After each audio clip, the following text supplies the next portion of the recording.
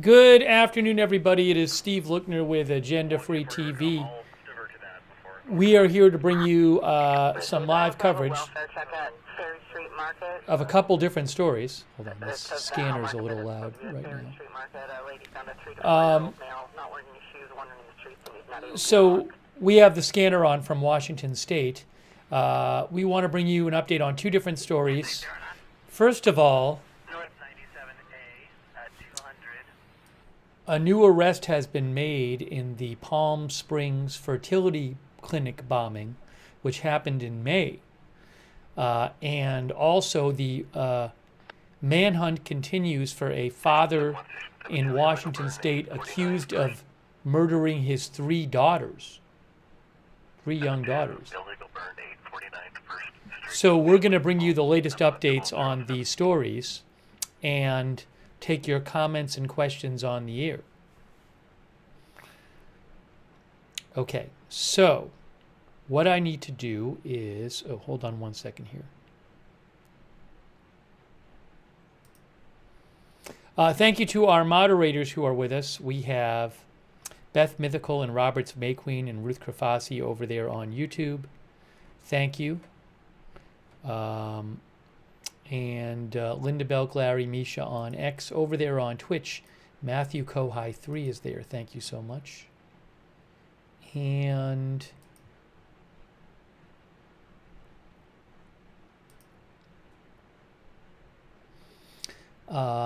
we have our Facebook moderators too. Thank you so much for being there. People like Kay Larry Body, Margaret Riley, Paul Anderson moderate for us on Facebook. So this was just posted by the FBI. The FBI had a press conference on this new arrest today in the Palm Springs bombing, but it was very hard to find. I don't have a video of it yet I can play you, but we can give you some details about it. I might at some point play the press conference myself and give you a transcript of it. But it was weird. It was quite hard to find. And even Reuters didn't have it, or AFP for that matter. So, but anyways, they literally just posted something. They made their first social media post about it. So they made their first social media post about it. I'm hearing myself. So see, they made their first social media post. Now I'm hearing myself. This is not good. Why am I hearing two of myself? Three? Oh, I know why now. I think I know why. Where am I hearing this? It's not coming from there. It's not coming from there. I have to check and see where it's coming from. Testing 1, 2, 3. Are we good? I think we're good now.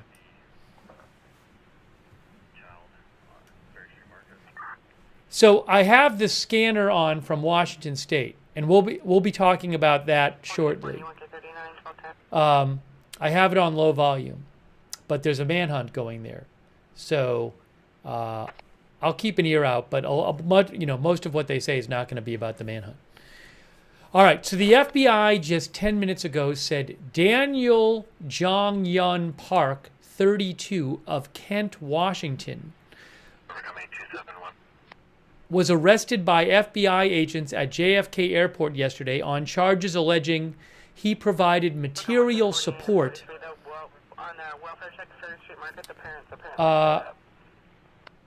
He provided material support to the Palm Springs Fertility Clinic bomber by shipping and paying for significant quantities of an explosive precursor.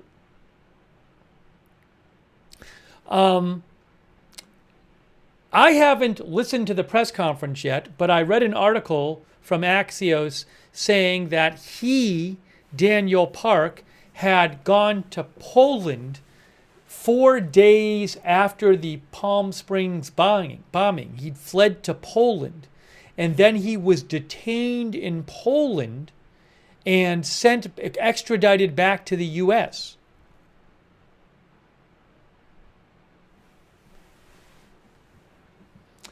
So this is an alleged accomplice.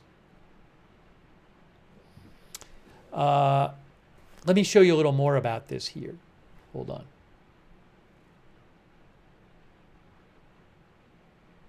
He's actually from Kent, Washington. FBI charges man with helping to plan Palm Springs fertility clinic bombing. Copy, 1212. This was remember there was a bombing at a Palm Springs fertility clinic, and there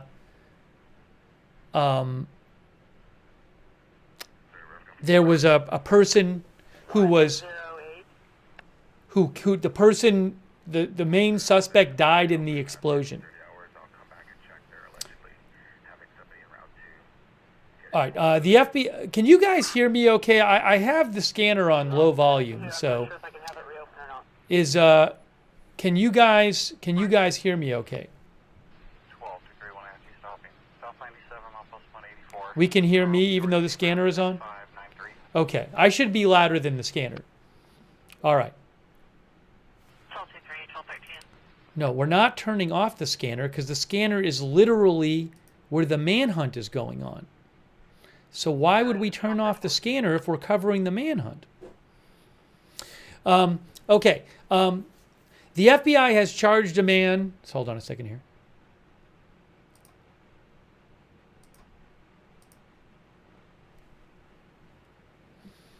The FBI has charged a man with helping to bomb a Southern California fertility clinic last month on an attack authorities have described as terrorism.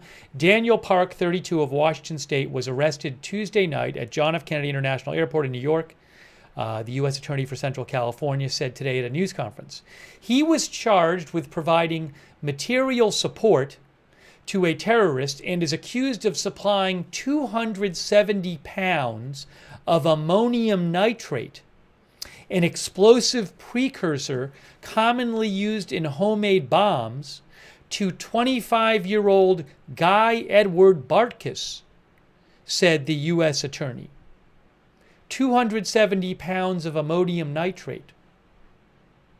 Park and Bartkus shared a pro-mortalist, anti-natalist, and anti-pro-life ideology, Assail said. They don't believe that people should exist, said the assistant director of the FBI's Los Angeles field office. So again, this person was arrested today, or yesterday. Jesse's girl said he helped the guy. He's accused of doing it. In late, and this is a Washington Post article, in late January and early February, Park traveled to Bartkus's home, where they used explosive precursors and lab equipment to experiment with bomb making, said Assaili, the U.S. Attorney. So this person is accused of doing bomb-making experiments with the main suspect and providing him with 270 pounds of ammonium nitrate.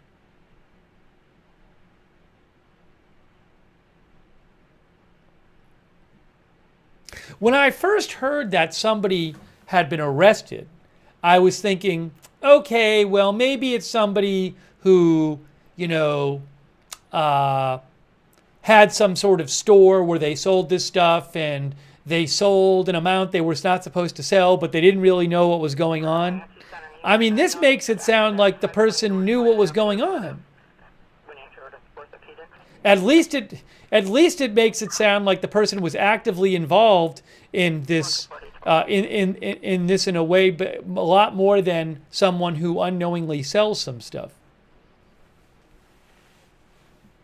Viper Class says, so that was his lab partner.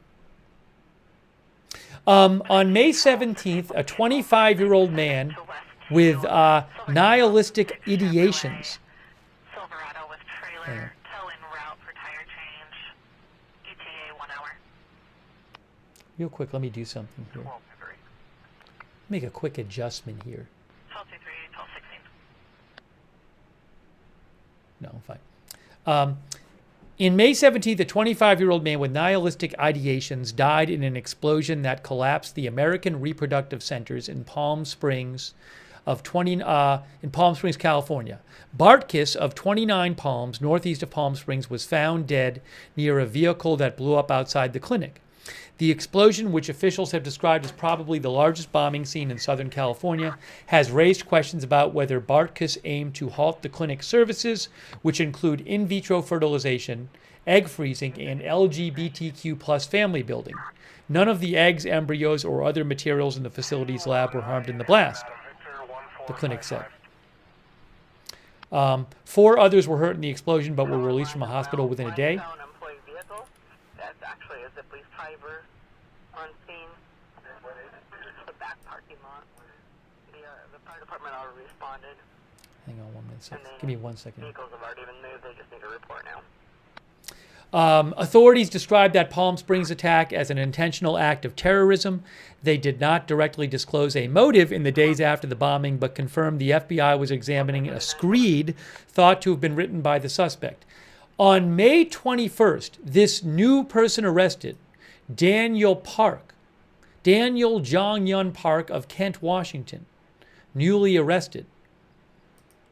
On May 21st, 4 days after the bombing, Park flew to Poland. And last Friday, he was detained by Polish authorities who deported him back to the U.S. He landed at JFK Airport last night where he was arrested.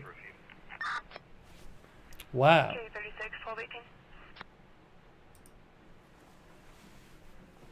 So this is very, very different than a lone. It's making this bombing look very different than like a lone wolf operation.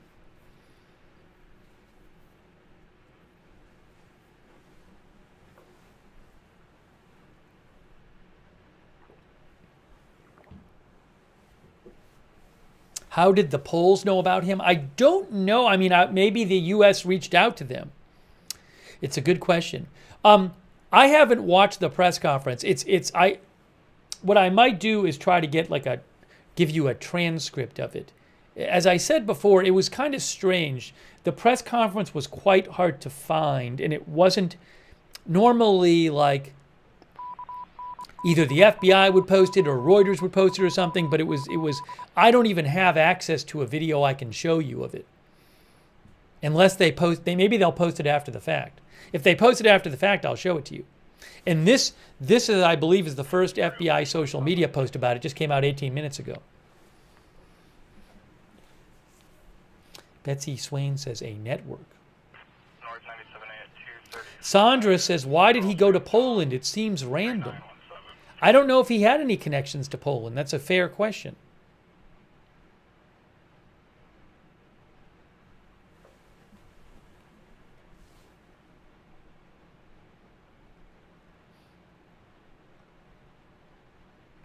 I have the scanner on from Washington State. We're going to talk about the manhunt in a second. Let me see if the FBI posted anything else about this. The mail is GOA. They're going to call back if you return. You can clear the call out and report. And 1K39 is also clear. Also.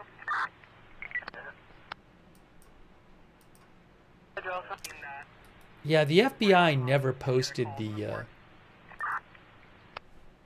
I don't think so. Never posted the press conference. Here's another article about it. Suspect arrested in connection with deadly California fertility clinic bombing. There's the place that was bombed right there. You know what I'm going to do? I'm going to download this picture. Then I can show you the picture from Reuters to refresh your memory.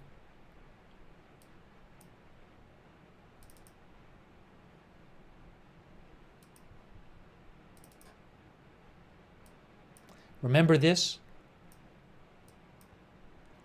It was this. There it is. That right there. That is the fertility clinic, and that's what was bombed. Well, there was a bomb that went off. Either that. Do we ever find out whether the bomb was? They believe the bomb was near it, possibly in a car. I think it was. And then there was all this debris in front of that had exploded out in front of the fertility clinic. This was on May 17th. We covered this. It was a weekend, and I believe they were not seeing patients that day. If you remember that. So you can see here it says federal authorities arrested a suspect overnight in connection with last month's deadly bombing of a fertility clinic. Well, deadly because it killed the main suspect in Palm Springs, California. The suspect, Daniel Park, a 32-year-old man from Washington State, was taken into custody at John F. Kennedy International Airport in New York. He will make an initial appearance in the Brooklyn Federal Court on Wednesday afternoon and eventually face charges in California. Park had been detained in Poland and deported by Polish authorities. U.S. officials were not clear why he had traveled to Poland and said he was not in Southern California on the day of the bombing. It says here also, officials allege that Park secured 270 pounds of ammonia, this says aluminum nitrate. Didn't the other article say something different? The Washington Post article said it was ammonium nitrate. Well, they can't both be right. Yes, I believe it's AP says ammonium nitrate as well. It's ammonium nitrate, I think. Officials alleged Park secured 270 pounds of ammonium nitrate for Guy Bartkus, the primary suspect in the bombing. Ammonium nitrate, I believe it is a fertilizer, is also a material commonly used to construct homemade bombs. The officials charged him with providing and attempting to provide material support to a terrorist. The main suspect, Bartkus, died in the blast. A bomb detonated shortly before 11 a.m. local time on May 17th in or near a car parked outside the fertility clinic operated by American Reproductive Center. Bartkus, the main suspect, had nihilistic ideations, said the FBI officials at the time. On Wednesday, law enforcement officials said that the new person arrested, Park, shared those views and had posted them on internet forums. And just so you can get a sense of what this is, it's complex. Wikipedia says nihilism encompasses various views that reject certain aspects of existence. There have been different nihilist positions, including the views that life is meaningless, that moral values are baseless, and that knowledge is impossible.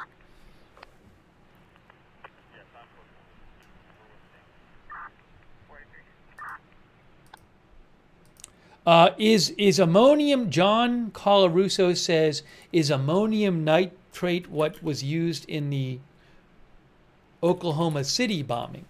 That I don't know off the top of my head. I'm reading Wikipedia, and Wikipedia says there was ammonium nitrate purchased for that. Yes. Ammonium nitrate, a bunch of people are saying yes in the chat. According to Wikipedia, too, ammonium nitrate was used in the Oklahoma City bombing.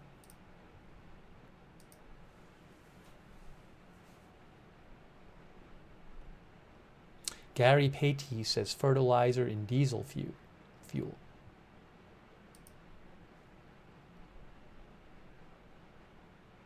Great Awakening says he went from Denmark to Warsaw. They might have said that in the press conference.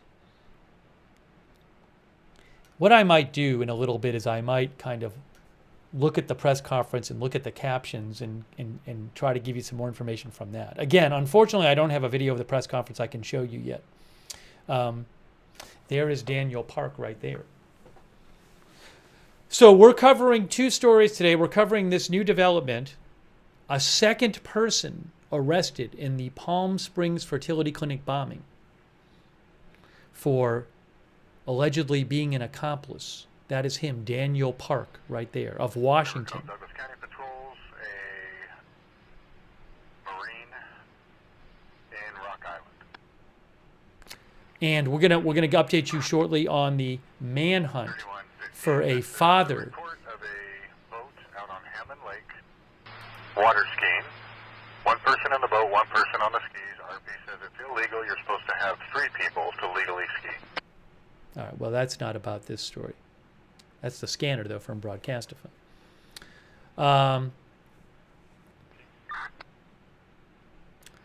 So we're covering both these stories, and But did say if you go to Batterman, yeah, I can't just steal. I can't go on the internet and literally just steal any video that's out there. I have to have the rights to something. So I know local LA TV carried it, but I can't steal their news footage.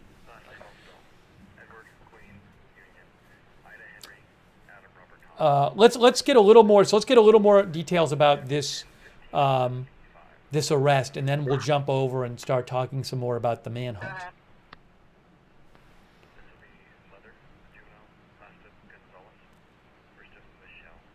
All right, hang on one second here.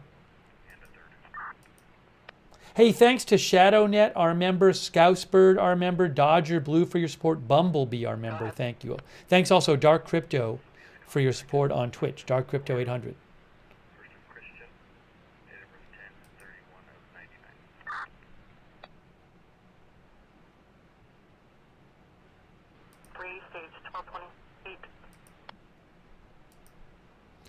All right, here is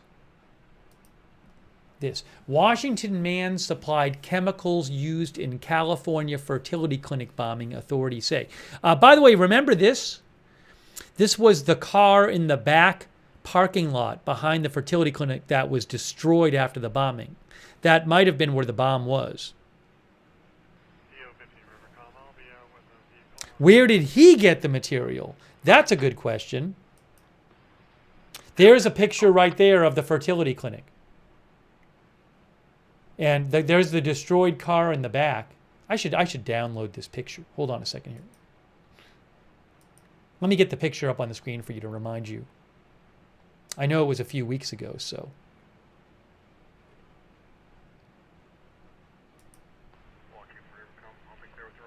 I know it can be.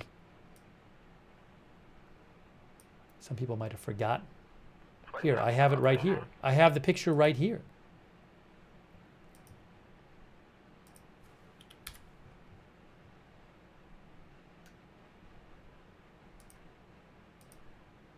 Oh, I have a couple pictures. Okay. This is from AP. So remember this? That was the fertility the fertility clinic in Palm Springs. And then in the back, you can see there's that car. That was May 17th.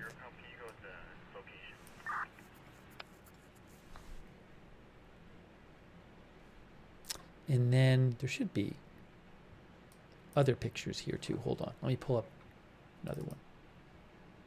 It's at 520 North Chelan Avenue at Wenatchee Orthopedics. Yeah, there's the picture of the car in the back. Did you copy? I copied. I'm sorry. I thought you said. Roger Shoemaker thinks a shaped charge. I don't know where it's zoned. I don't think it is zoned. I just put it out. And there is the front of the fertility clinic. 1231.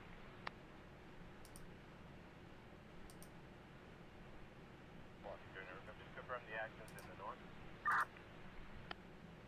I don't know. It's not zoned on my call screen. So center of the south. Where is, hold on a second here. I believe Wenatchee Orthopedics is in there.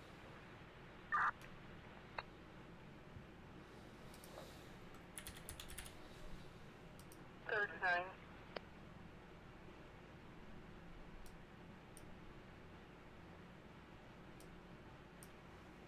All right.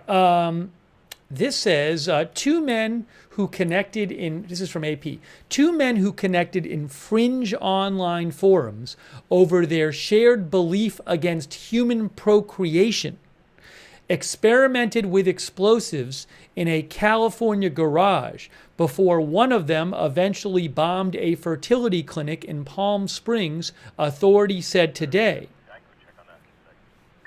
Guy Edward Bartkus, the bomber from California, died in the May 17th explosion, which gutted the clinic and shattered the windows of nearby buildings.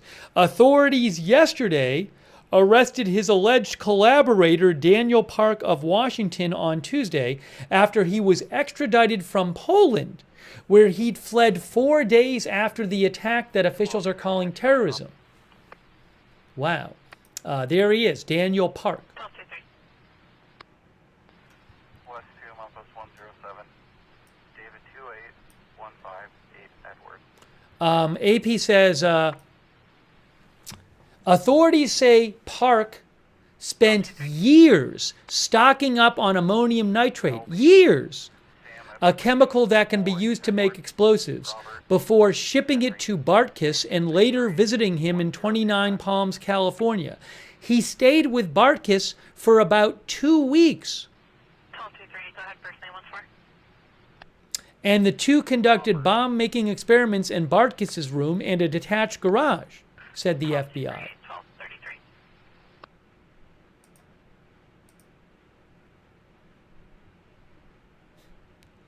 So again, authorities say he was stocking up on ammonium nitrate for years.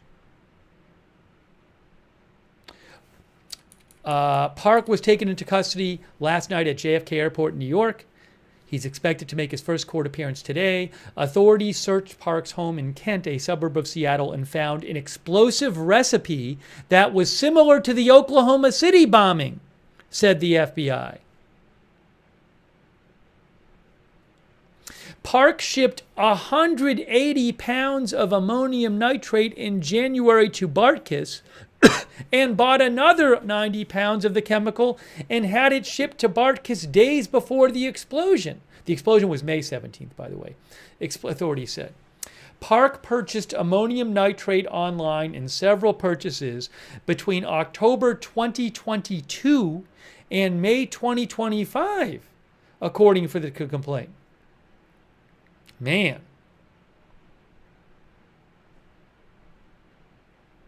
Raven Knight says extremely dangerous. Snarf McGrew says crusader. Roger Shoemaker says why wasn't he flagged and investigated? Park and Bartkus, age 25, had met in online forums dedicated to the anti-natalist movement, bonding over a shared belief that people shouldn't exist, said the FBI. Anti-natalism is a fringe theory that opposes childbirth and population growth and believes people should not continue to procreate. Got in an argument with the RP on Sunday. Wants to add additional information to a previous call. Hold on a second here. Right, I handled that one. I'll call her when I'm done. Officials said Bartkus intentionally targeted the American Reproductive Center as a clinic that provides services to help people get pregnant, including in vitro fertilization and fertility evaluations. However, investigators have not said if Bartkus intended to kill himself or the attack, or why he chose that specific facility. Hunting big game, no license, $740. Ferry County Sheriff's Office, DOC information. Hang on. To move this thing.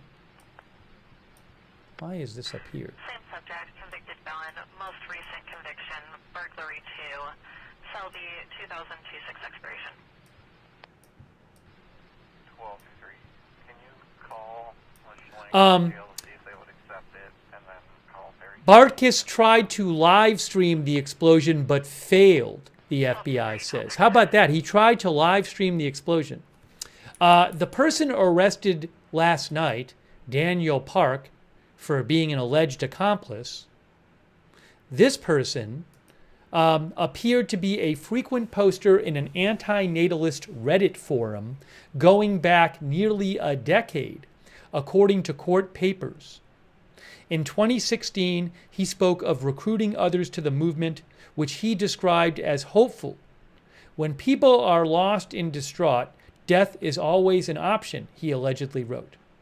More recently, this past March, he posted in the group he was seeking to find fellow anti-natalists in and around Washington to start some protests or just any in-person events, according to the court papers. The post did not receive any public replies.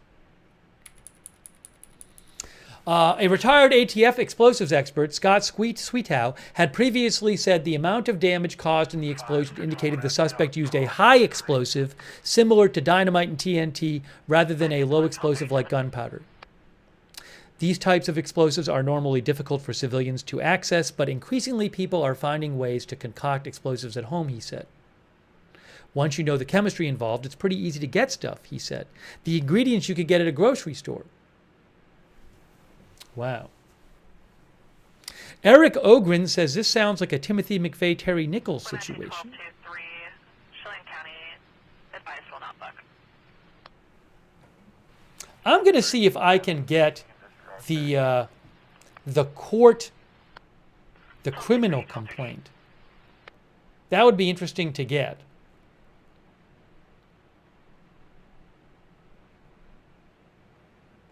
I'll see if I can find it. No, he was as far as I'm aware, he was a U.S. citizen. He's from Washington State. He had left for Poland 4 days after the bombing. Raven Knight says crazy, just crazy. Trouser Skidmark says many were so off about Bartkiss's motivations 2 weeks ago. Bad Toastery says such a strange story.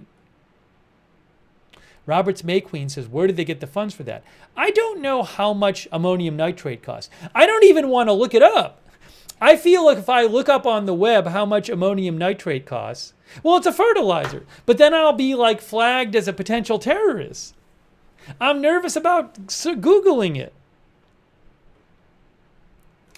Does anyone out there know?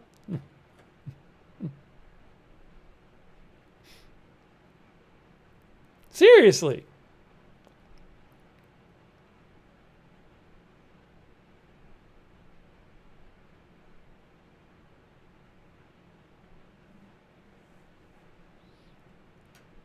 By the way, thanks to Rachel Hudson.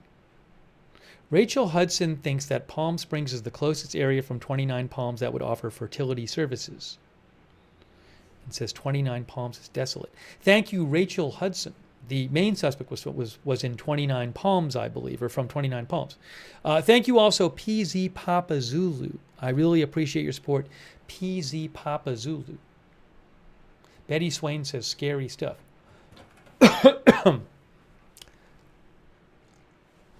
What I'm going to do is I'm going to see if I can find the Daniel Park criminal complaint. That would be great to have, because I'm sure there's a lot of details in there.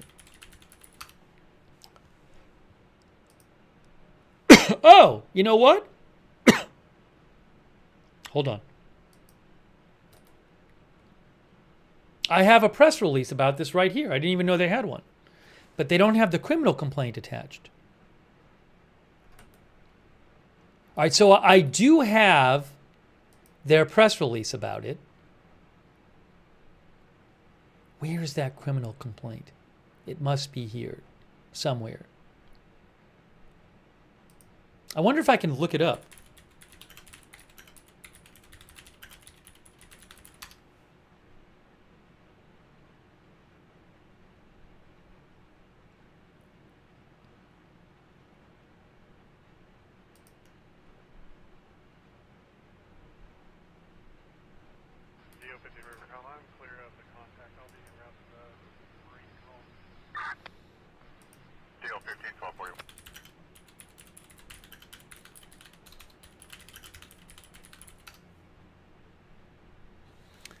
I think I can find it maybe here. Let's see. Hold on. I'm trying to find.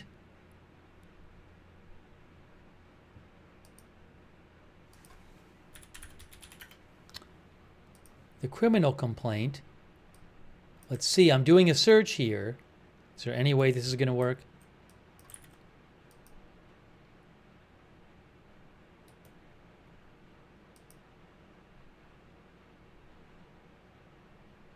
Gosh, I don't think that's the right place to look, because it's not gonna. I don't think it's gonna be in the Pacer at this point. Tom, in the area. Do we know the kinds of vehicles? Try one thing here.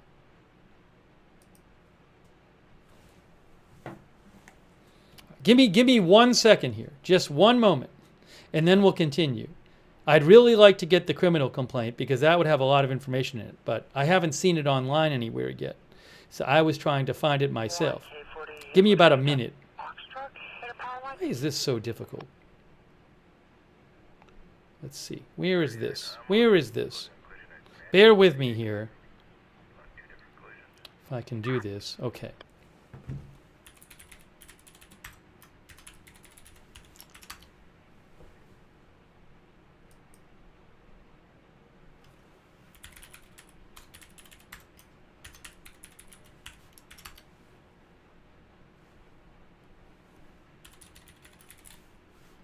One moment.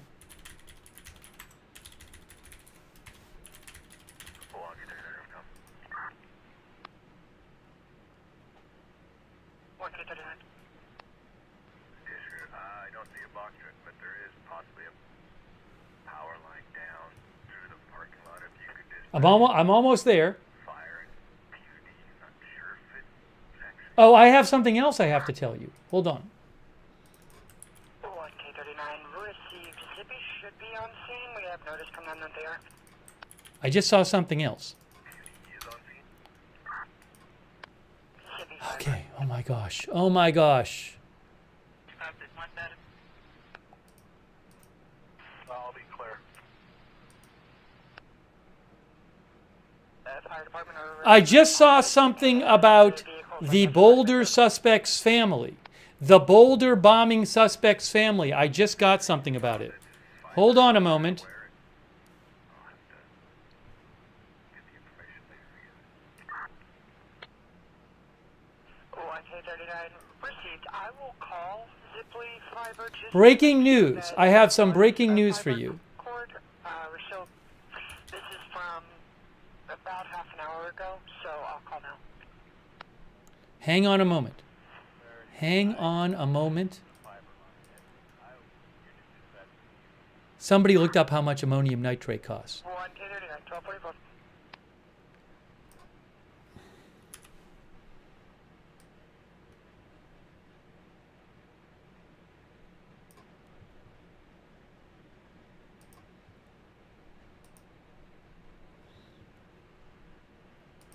Okay, I have an update here.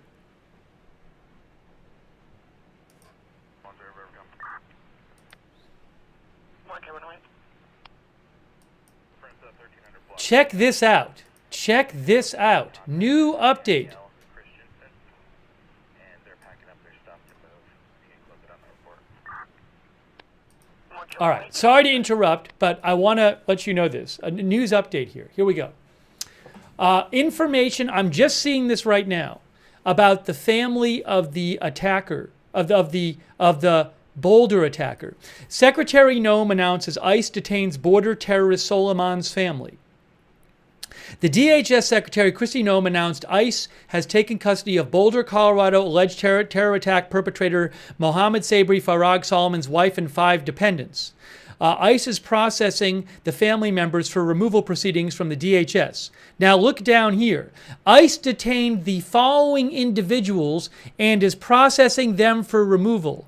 Hayam Salah Al-Said Ahmed Al-Gamal, a 41-year-old Egyptian citizen and wife of Soleiman.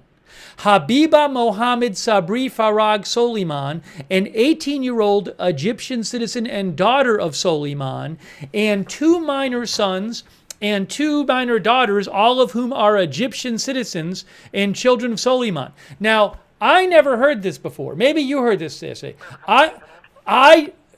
We heard yesterday they were in custody.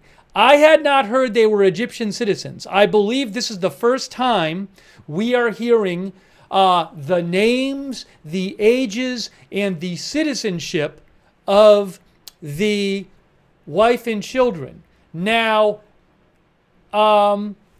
his wife and 5 children and him all came to the U.S. on August 27th, 2022.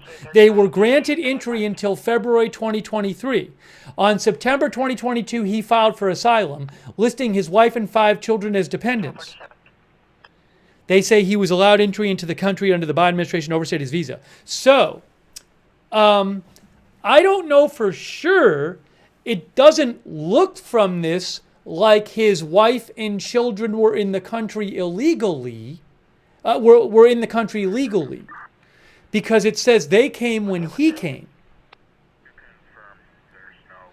Now here it says, she said DHS and ICE have taken the family of the suspected Boulder, Colorado terrorist, an illegal alien, into custody. He will be prosecuted to the full extent of the law. We are investigating to what extent his family knew about this heinous attack, if they had knowledge of it. This is all from like yesterday, I think, or if they provided support to it. Yeah, that's all from yesterday. But this information here I had not seen before. So, his wife is 41, an Egyptian citizen. He has an 18-year-old daughter, 18, Egyptian citizen, and 2 minor sons and minor daughters, all Egyptian citizens. They all came with him to the U.S. at the same time. They were all granted entry until February 2023. He filed for asylum. I had read that he had gotten a work, I believe DHS said he had gotten some sort of work permit which had expired. So nothing in here says that they were still here legally. Although it doesn't confirm they were here illegally. It would be confusing to me if they were here legally, but he was not here legally. DHS has said he was not here illegally.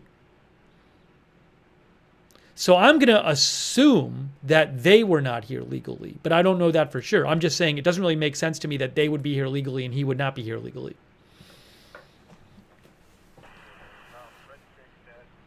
Anyways, that just came out.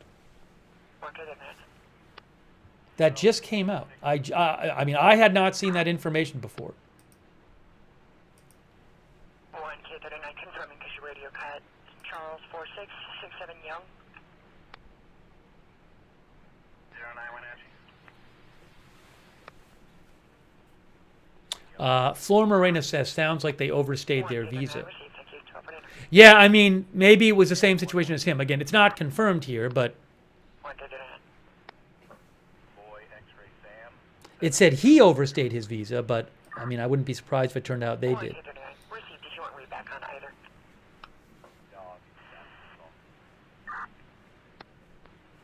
So they are being processed for removal.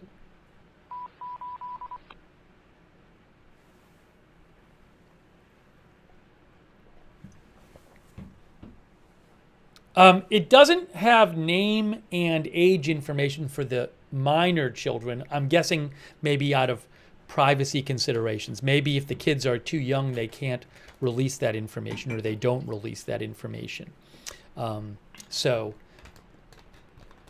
he had said he was waiting for his daughter to graduate before doing the attack. I think that might be the 18-year-old who I think might have just graduated high school. I'm not sure.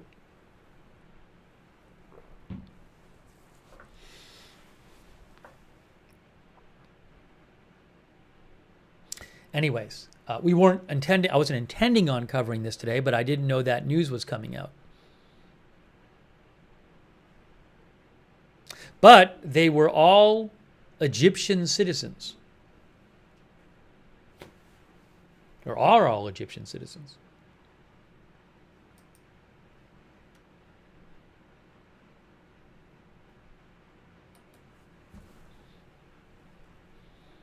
LER said Red daughter wanted to go to medical school. I had not seen it. I'm not saying it's false. By the way, thanks to Sean Morris. Sean thinks they were removed for their own safety. That's what Sean thinks. Well, I mean, I would not be surprised if there were some safety precautions taken, because their address was made public in the criminal complaint about Mohammed Soliman. but they are now being sent out of the country. North Patrol, assist public. Oh, well, according to the Department of Homeland Security, they're being processed for that. Thank you so much, Sean Morris. I appreciate that. Hey, also, thank you to Susan Duncan for being a member. Apologies if it was already dispatched. I just now took the radio back. It's the person in the PD lobby for a case number that we can't look up yet. Thanks to Shameless Senpai for the gift memberships. That's so nice of you, Shameless Senpai. 1K39 received. As of right now, Spillman's still down, but when it's back up, we'll let you know. All right, so I wanted to let you know about that. Thanks to Laura Nolan, our member as well. Thank you, by the way, to our moderators right now. We have Ruth Krafasi, Beth Mythical, Beezy. Also, we have Big Ball of Yarn, I Got That Fire, Matthew Kohai 3, and Sarah. Thank you for moderating on Twitch. Thanks, Stunned in the North in Twitch for the bits. That's very nice of you. Thanks to our Facebook moderators. Paul Anderson's over there right now. Thanks, Paul. Margaret Riley is there. Thanks also to our Facebook subscribers, among them people like Sharon Klassen Goslin, Kay Lowry Body, who's also moderating. Thanks, Kay. Kristen McConnell Gates, Robert Rial II, Margaret Riley, Diane Allworth. Thank you. Rita Evans Lang. Thanks to Linda Belk, Larry, and Misha, who moderate for us on X. Thanks to our Twitch subscribers like Matthew Kohai 3, Love Francis 2, Bad Toastery, Aaron Weirdo, Wall Street Shaggy, Erasmus, and our other Twitch subscribers. Shout out to our YouTube members, too. People like Tina Marie, Leslie Ladyhawk, Roger Shoemaker, Laura Nolan, Miriam Lorenza, Linda Cosma, Carmen Ruiz, Flor Morena, Molly Morgan, Angelina Knox, Jelly Plane, Jean Romaine, Wickedest Witch, One and Only, Susanna Branch, Alex Price, Callie Graham, Queen Juanita, Roger Shoemaker, Gary Pates, a few more here, Kerry Poteet, Callie Graham, Storm Laughter, Aries Rule, all of our other members, thank you. Laura in Detroit, thank you. Samurai Conscious, John of Blue, Evelyn and May. Okay, so, gave you an update on this story here. I got to talk about the Washington story. We haven't even talked about that yet. But I was going to look up and see if I could. Oh, I didn't even say this. Hold on. Hey guys, there is a aircraft. Well, I'll get to this in a second. There's an aircraft doing searching in Washington, maybe in regard to this manhunt. But we'll get to that in a second. I'm going to confuse you by doing too many things at once. The one thing I wanted to do here is do a search here.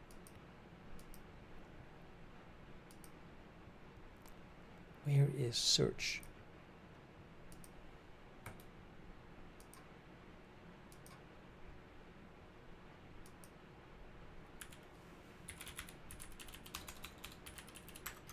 Let me just do a quick search to see if I can find a criminal complaint about the person arrested in the Palm Springs bombing. Take 2 seconds. My guess is I won't be able to find it, but I can try.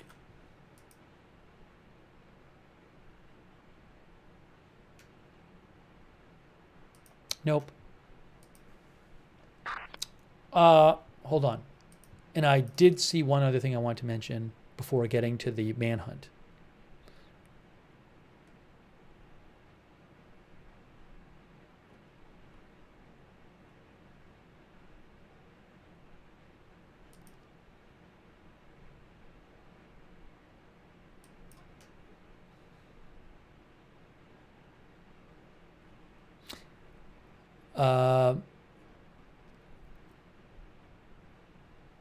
Right here. This is a press release from the U.S. Attorney's Office, Central District of California, about Daniel Park, who was arrested on federal charges alleging he provided material support to Palm Springs fertility clinic bomber. And this is a picture of him right here.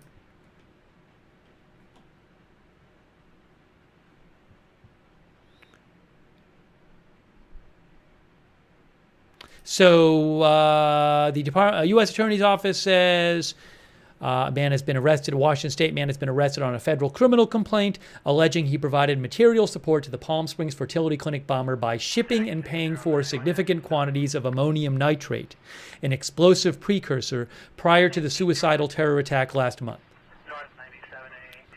Daniel Park of Kent, Washington, was arrested last night, shortly after his flight from Poland arrived.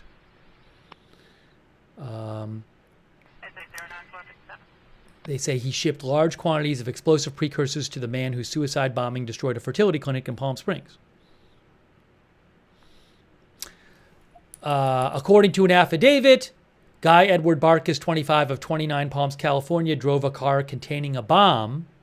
They say the car contained the bomb to a fertility clinic in Palm Springs on May 17th. Barkis detonated the bomb, killing himself, injuring numerous victims, destroying the fertility clinic's building and damaging surrounding buildings and areas. Barkis's attack was motivated by his pro-mortalism, anti-natalism, anti-pro-life ideology, which is the belief that individuals should not be born without their consent and that non-existence is best. Park, who shares Barkis's extremist views, shipped large quantities of explosive precursor materials to Barkis, including approximately 180 pounds of ammonium nitrate. Days before the Palm Springs bombing, Park paid for an additional 90 pounds of ammonium nitrate that was shipped to Barkis. Somebody in the chat mentioned how much ammonium nitrate costs. I didn't want to look it up because I thought I'd be flagged. Feel free to mention that again, though. Park sent the first shipments of approximately 180 pounds of ammonium nitrate to Barkis shortly before traveling to Barkis's residence, where he stayed with Barkis from January 25th to February 8th. The subject threatening him was saying that he knew where to find him and that he was going to send his boys. I have a name and number when ready. Hold on a second here.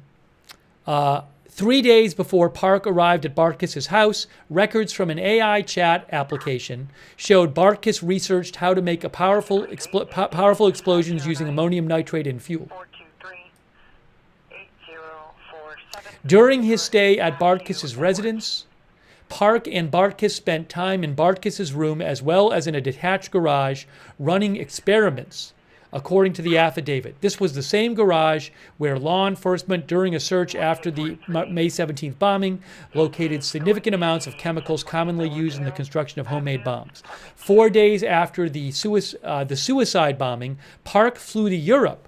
On May 30th, he was detained in Poland and later was ordered deported to the U.S. So there is a summary of what they say that the new arrested person did.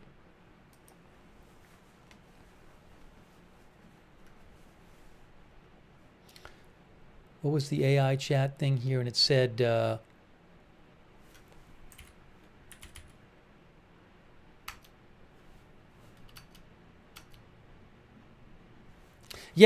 one of our viewers said he learned to make a bomb. AA says he learned how to make bombs from AI. Now that's a headline. Again, they say 3 days before Park arrived at Barkis's house, records from an AI chat application show Barkis researched how to make powerful explosions using ammonium nitrate in fuel. Doug Cahill believes it's about $25 for a not pure 40-pound bag and $650 to $750 per ton to farmers. Army vet thinks the fertilizer was $90 for 50 pounds.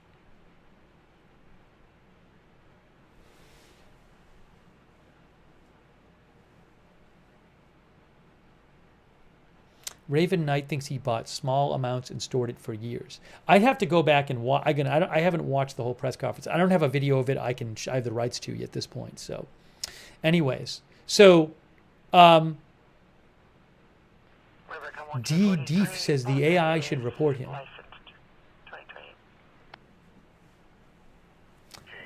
So, again, what was thought to be a one-man operation, according to this allegation, is not a one-man operation. It's a two-person operation where they both shared these similar views. Hey, thanks to Inked Patriot for your support. I really appreciate it. Inked Patriot. Also our member, Saku Satala. Bob Myers says, old info on bomb making, been around forever. That's how farmers blow stumps.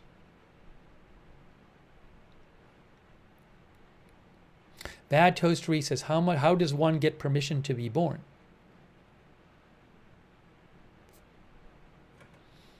All right.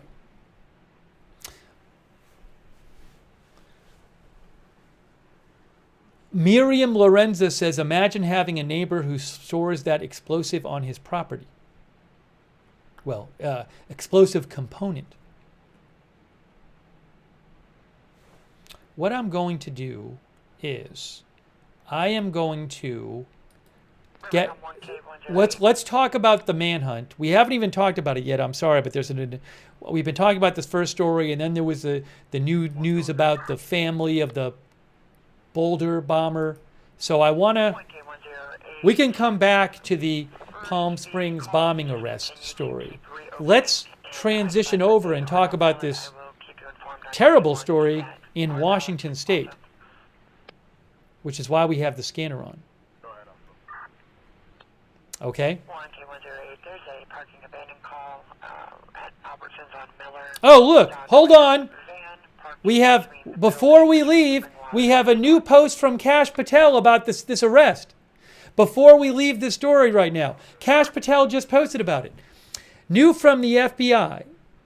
I can confirm... Actually disregard the additional comments, make it a law Hold on. call break. I can confirm this morning at JFK Airport, FBI agents arrested an individual, Daniel Jong-Yun Park, on charges related to the bombing of the Palm Springs, California Fertility Clinic in May. Park is alleged to provided material support to the Fertility Clinic bomber by shipping and paying for significant quantities of an explosive precursor. Park had fled to Poland days after the bombing, where the Justice Department Attorney General Pam Bondi led extradition efforts after our partners in Poland had detained him. This morning he was flown back to New York, where our agents arrested him. He will now face justice. He says, excellent work from FBI Los Angeles, New York FBI, Portland FBI, FBI Seattle in the investigation, as well as our local and federal law enforcement partners around the country. Thank you to our partners in Poland for your coordination. Let this be a reminder, if you harm the American people or aid and abet those who do, you cannot hide. This FBI will work with our partners to pursue you, find you, and bring you to justice in any corner of the planet.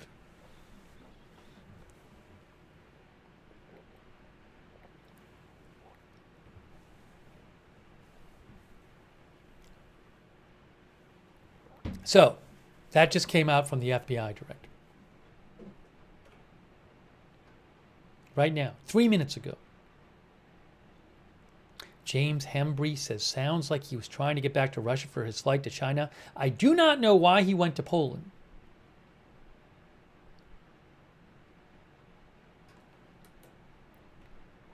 Okay. Now,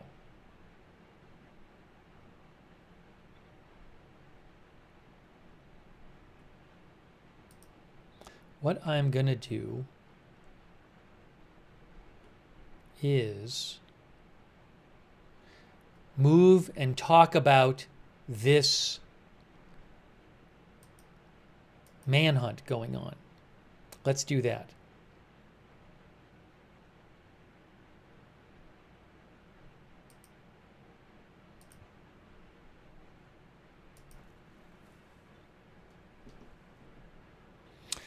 Real quick, I need to fill up my water bottle.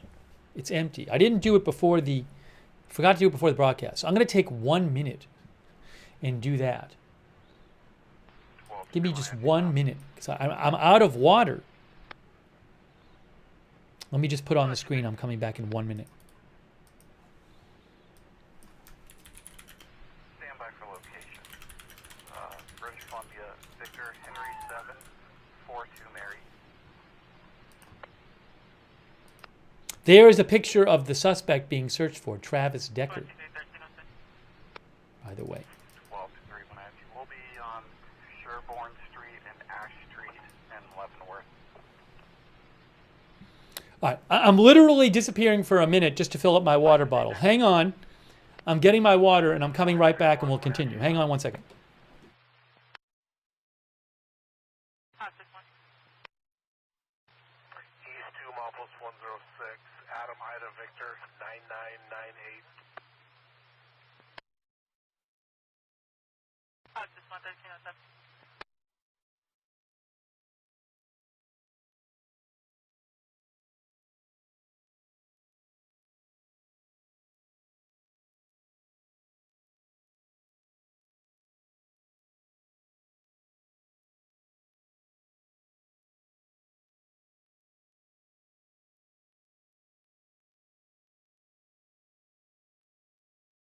All right, I think, sorry, the broadcast paused for a second because my earphones became disconnected. Are we still good here? Are we still good? Hang on a moment here. Hang on a moment. Let me just do something real quick here. Okay, we're good. We're good to go.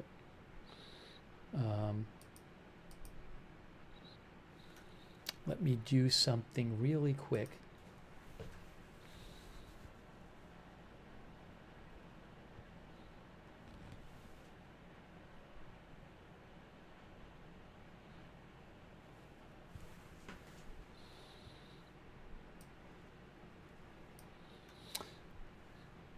Okay, let's talk about this case. So, police are looking right now, they're continuing to look for Travis Decker, who is a man who is from, hold on, we have the scanner on, by the way. What is this? What is this?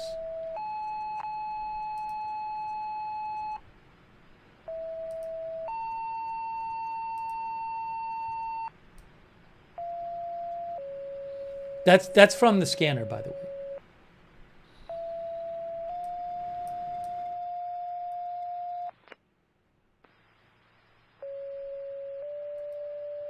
I don't really know why it's doing that. Turn this off. Wenatchee Valley Fire, a brush fire. Rock Island Dam, Douglas County side. Wenatchee Valley Fire, a brush fire. Rock Island Dam, it's across from the scales at Douglas County side. About 1309.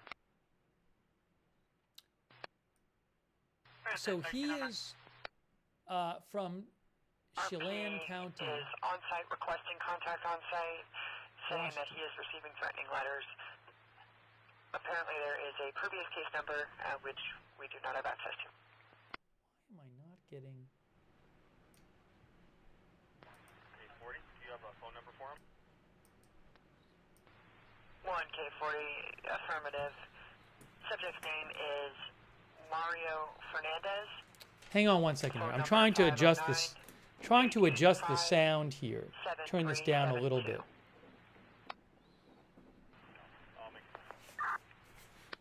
K40 received 1310. Testing, testing. Can you hear me? You can hear me now. Can you not hear me? Hello? Testing? 1K40, let me check. Can you not hear me? Hello? Testing? Chat? Can you hear me? I'm quiet? Okay, hold on. Hold on. I know why. I know why. 1K40, we are no longer on the phone with him. I know why. 1311. How about now? Is that better? Testing. Hear you fine? Has it gone up better? K7 status.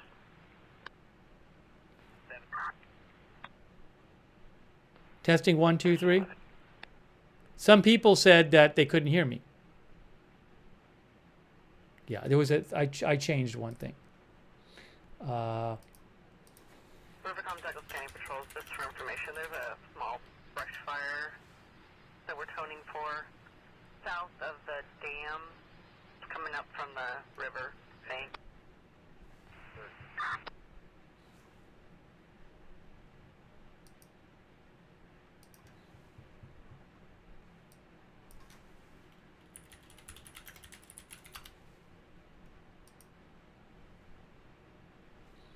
All right, let's try this.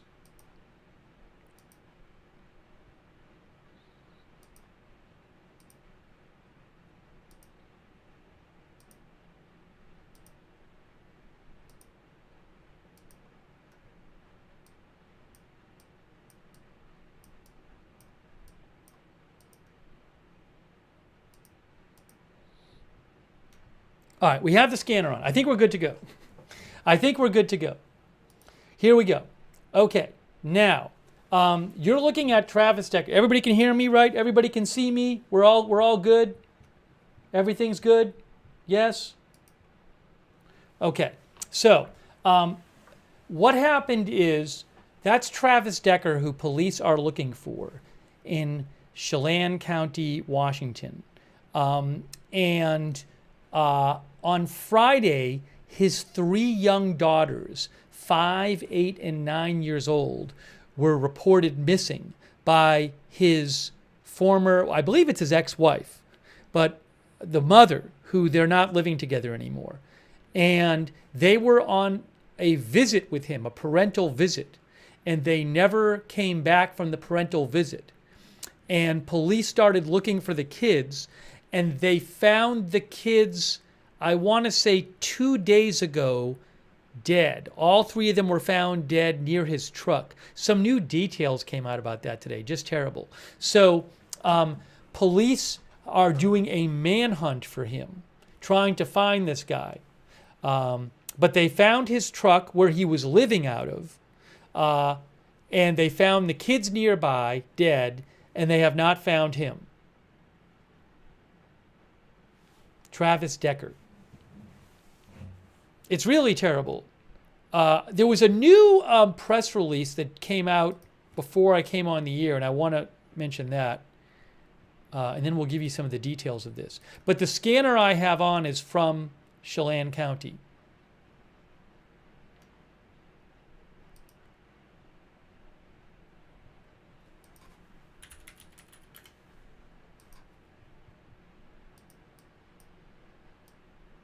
Yeah, the scanner is on. It's just you're not hearing anything right now. Okay, here is the latest Chelan County Sheriff's Office press update here. Oops, that's not what I wanted to show you. Here. Aerial search, ground search, and crime tip follow-up continues. Law enforcement personnel continue active search and investigation with assistance from Spokane County Air Support while more federal investigators arrive to assist with the investigation. This is from earlier today. This was posted about 2 hours ago. And oh, flight radar. Look at this. This is flight radar 24. There is a plane flying this pattern. I would think maybe this is a search plane. I'm not sure. But Wenatchee is where I believe they are both from. Wenatchee. The Wenatchee police are the ones who answered the call, who first responded to the Friday night call from the mother that the kids were missing. I have a phone number if need be. So you see this plane here. Received 1350. Xylee says seems like a ground survey pattern.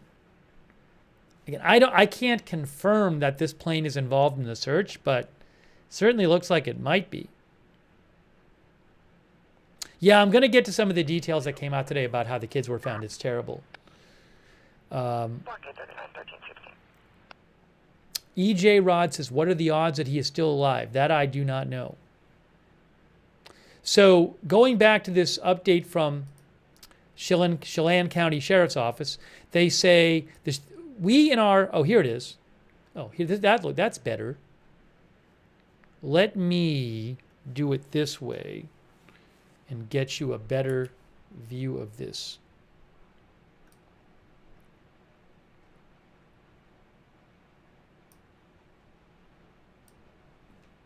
Here's what the police said. Oops.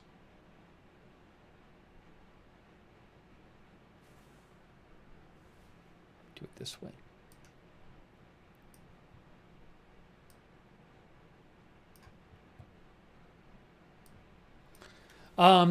The Sheriff's Office and our partners from multiple agencies across the region, state, and nation continue a large-scale search for Travis Decker.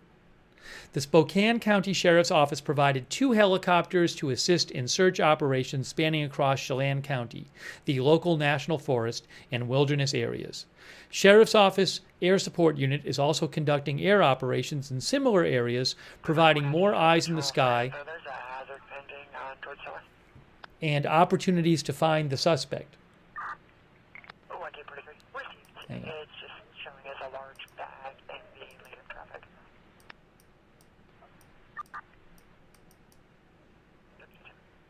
That's better. In addition to search resources, additional federal agents and law enforcement investigators arrived at the command post this morning to provide their assistance. The self-sacrificing support our deputies and partners provide is a testament to their profession and shows their dedication to the victims, their family, and their community. We are extremely grateful to have each of them on the team. In addition to our law enforcement support, the numerous tips that have come in from the public is greatly appreciated, along with the many offers of assistance from off-road vehicle owners and backcountry experts to provide guide services, equipment, and even horses if needed. Again, the display of this commitment to each member of this family, of this community, has to each other, is on great display. They have a tip line they list there. They say they will have a press conference tonight at 6 p.m. local time to provide any potential updates to the ongoing investigation. And Ray says, why would he ditch the vehicle?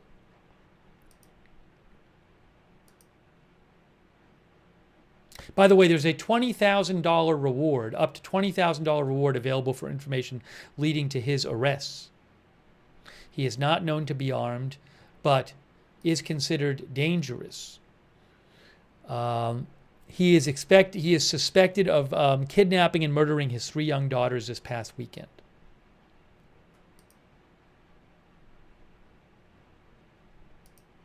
And that's pictures of him from the sheriff's office. Hold on, I have something better I can show you here.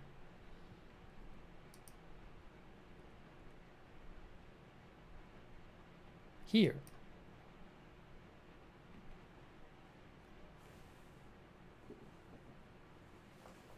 Those are 2 pictures of Travis Decker. Former military with extensive training.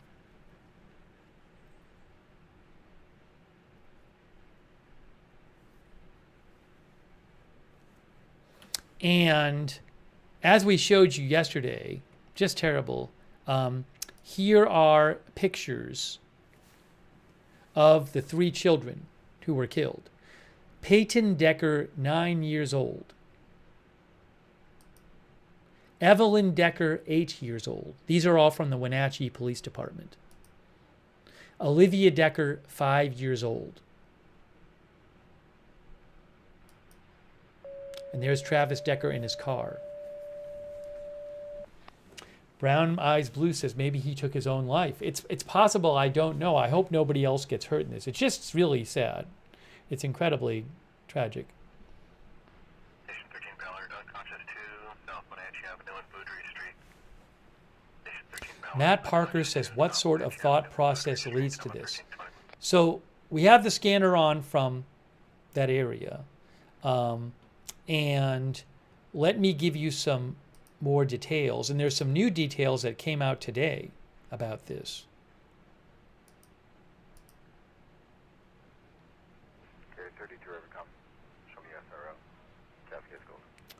So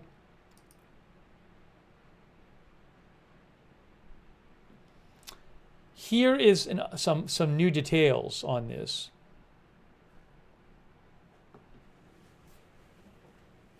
Manhunt underway for father after 3 girls found dead in Washington State, from the Washington Post. Oh, and just to show you in case you didn't see it yesterday.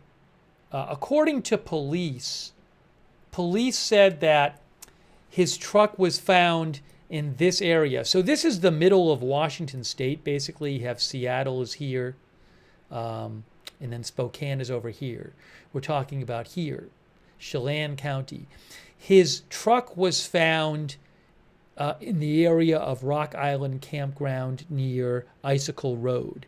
So I don't have an exact location of the truck, but if you just look at the satellite shot right there, you can see his truck was found in this, heavily wooded area.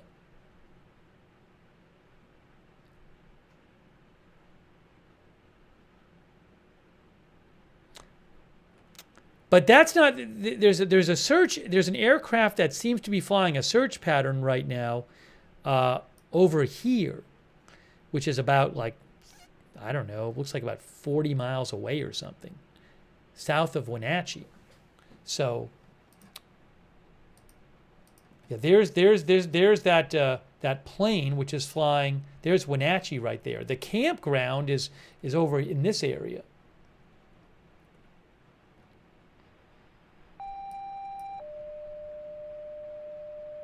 So I don't know, maybe he left that area where the car is. But let me give you these details here.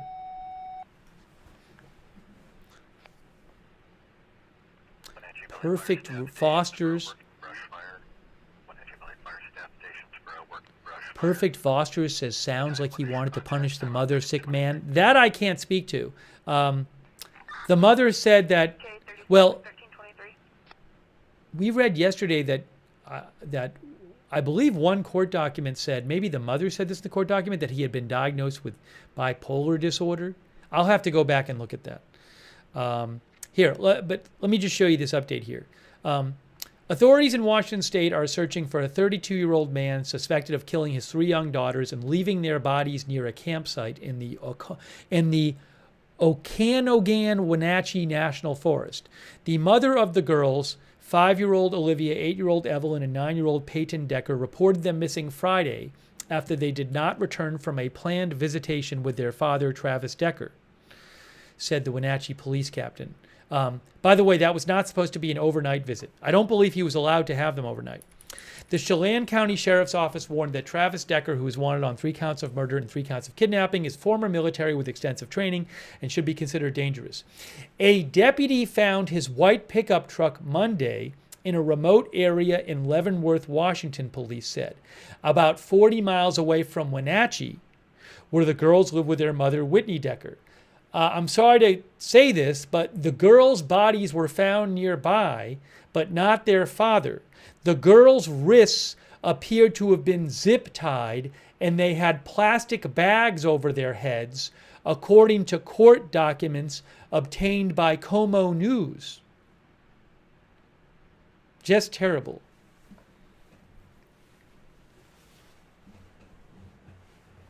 That information came out, I think, today.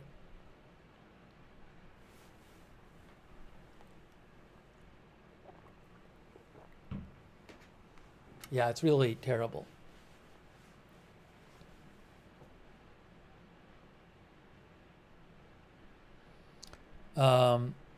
Whitney Decker told police that she and the girl's father had never had problems with their shared custody parenting plan, but there were reported concerns of Travis being homeless and financially stressed recently, said the police captain. He had also been experiencing mental health issues, said Como News. Wenatchee police had asked the Washington State Patrol to issue an Amber Alert on Friday, but it did not meet the required criteria, police said in a statement. State Patrol spokesman Chris Loftus said the case did not qualify for an Amber Alert because there was no reason to believe that the girls were abducted, given that their father had some custodial visitation rights, or that the girls were at risk of serious bodily injury or death. The State Patrol spokesman said, in a situation where a custodial parent is late returning children to another parent, law enforcement does not automatically have clear indication that the children are in danger. In this case, there was no indication of intent to harm the children.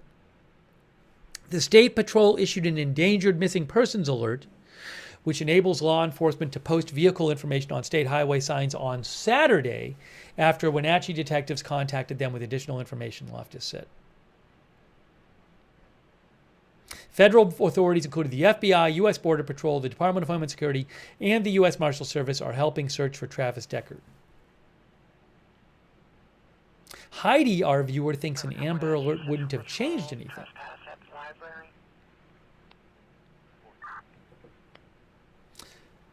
There were some other details about this I wanted to mention. On site, described with short brown hair, toilet paper headband, gray jacket, and gray leggings, possibly back downstairs in the bathroom or caregiver rooms at this point. John the Heretic says, as a parent and grandparent, I just don't understand how anyone could murder their own children. You know, I will say it's really shocking and unthinkable. But, you know, since I've been doing this channel and covering news, I do read about cases once in a while where parents take the lives of their own children. It's unbelievable, but it happens. It's all really shocking, though. Adventurer says they had their whole lives ahead of them. So sad. Let's see here. Senor Fred thinks an Amber Alert would have prevented him from having such a head start.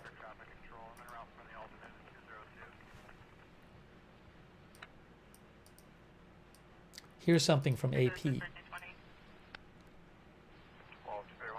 Perfect Foster says he was only supposed to have them for 3 hours. AP says they're searching for authorities are searching for a Washington State father of 3 dead girls. This is about 100 miles east of Seattle. On Friday, the mother of the girls, ages 9, 8, and 5, reported their father did not return them after a planned visit. Over the weekend, authorities looked for the children and Decker, who was believed to be living out of a white pickup truck. Police said Decker's unoccupied vehicle was found Monday near a campground west of the city of Leavenworth, which is about 20 miles north of Wenatchee. Sheriff's Office deputies found the girls' bodies about 75 to 100 yards away from the truck, said the Seattle Times. Police believe the girls died from asphyxiation and reported that their wrists were zip-tied, court documents said, and they had plastic bags on their heads. It's terrible. The Wenatchee School District said the girls were students of Lincoln Elementary. The mother told police that Decker picked the girls up around 5 p.m. Friday, but had not returned them by 8 p.m., and his phone went straight to voicemail. The detective said she had expressed concern because Decker reportedly has never done this before and is currently experiencing some mental health issues. What prompted her to call us was that he was late returning to the girls and he had not communicated to her that he was going to be late, which was his typical fashion, and so this was out of the ordinary, said the police. As we mentioned, Washington State Patrol was contacted to request an Amber Alert on Friday, but it did not meet the required criteria. The lacking criteria was suspected abduction and imminent peril of death or injury, said State Patrol. Oops, as I mentioned, hold on. State police said in this case it was a parent with custodial privileges and the children had not been returned home on time, but that's a rather common occurrence and not something where you just automatically assume abduction. He said there was no indication that Decker, a custodial parent who had the children for a visit, would harm them.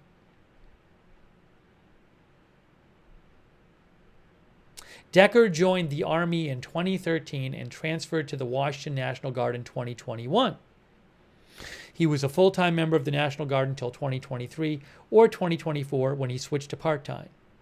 He stopped attending mandatory monthly drills a little over a year ago.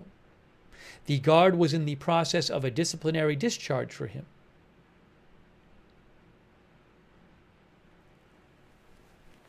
Ruth Crafassi thinks they're going to find him not alive. A number of our viewers thinks he is not alive.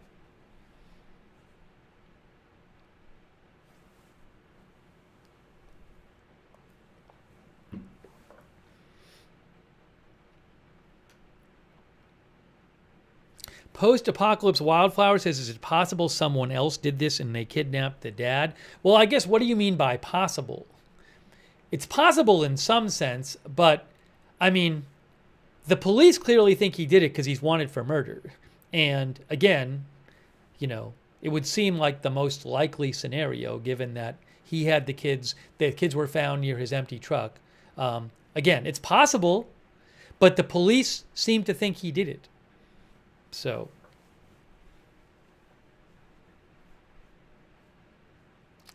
I guess I would say would not seem very likely.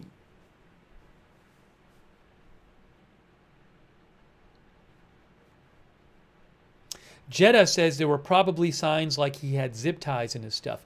I did read a story today. I haven't been able to find the document for myself. I did see a story that said there were some bloody handprints. Hang on a moment here. Let's see if I can find that.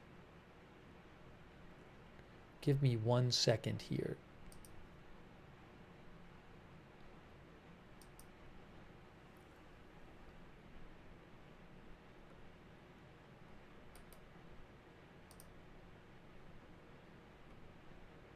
Yes. According to court documents, according to the Seattle Times, police believe the girls died for asphyxiation. The truck's tailgate had 2 bloody handprints, and Decker's cell phone records showed him in the area on Saturday. Also, the Seattle Times said that court documents said, a court affidavit said, the girls' bodies were found near the truck on Monday. The girls' bodies were found near the truck on Monday, and they were wearing the same clothes they had on when Decker picked them up on Friday, and their wrists were zip tied. And again, the truck's tailgate had 2 bloody handprints, and Decker's cell phone records showed him in that area where the truck was and the bodies were on Saturday. Callie Raven doesn't think he's there anymore. I saw one report that said there was evidence that he had scoped out the place beforehand. Where was that?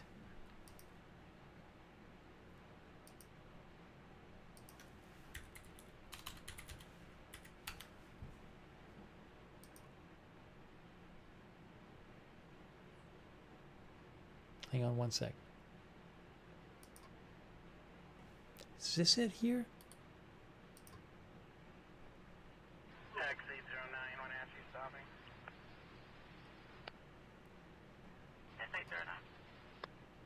Be on the southbound exit ramp from 97 alternate to westbound US 2. Charles 17, 322 Union.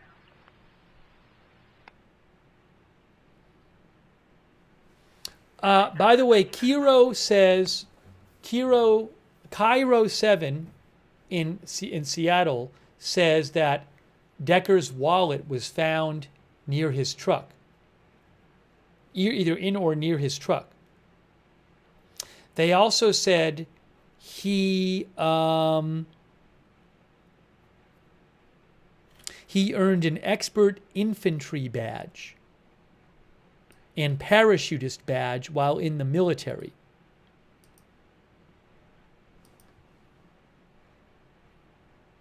According to Wikipedia, the expert infantryman badge is a special skills badge.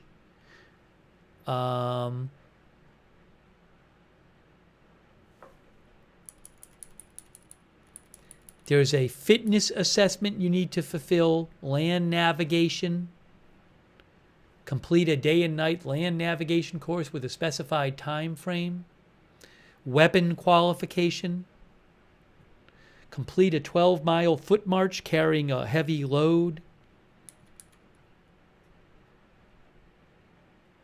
and individual tasks you have to show you can do, including things like map reading, communications, movement under fire, first aid, proficiency with night vision devices. I don't know if he has such a thing.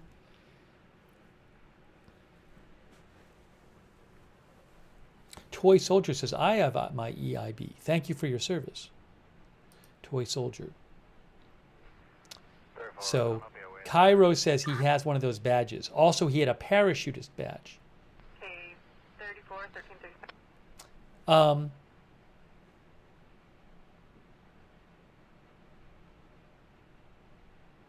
Also, Cairo reported that Decker's wife said that toward the end of the marriage, he was diagnosed with borderline personality disorder. And she didn't think he was on any medications for it. And also, he was supposed to seek mental health treatment and anger management counseling under the parenting plan, but he never did, according to court documents.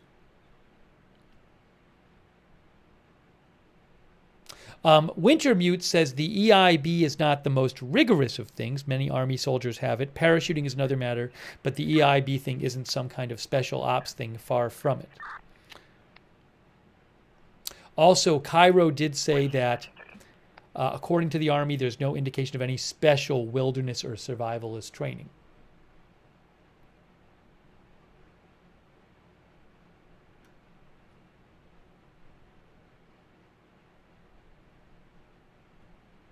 Also, we saw yesterday one of the reports said he was having some financial difficulties recently.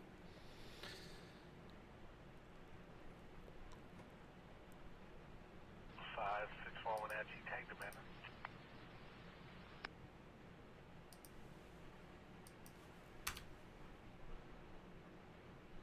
561 once more. Tagged abandoned at scale 92 in Dryden. Give me one moment here. Charles Paul John 7721. This scanner is from Chelan and Douglas counties.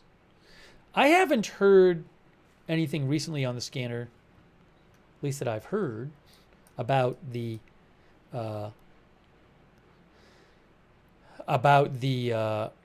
ongoing search. We could hear something about it, but haven't. I do not know if this person is still alive.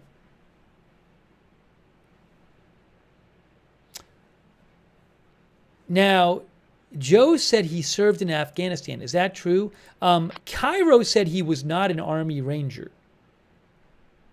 I don't know. Did he serve in Afghanistan? I'm not sure about that. Try to find something more about it. DG says it would be interesting to know if the bloody prints on the handprints on the truck were his.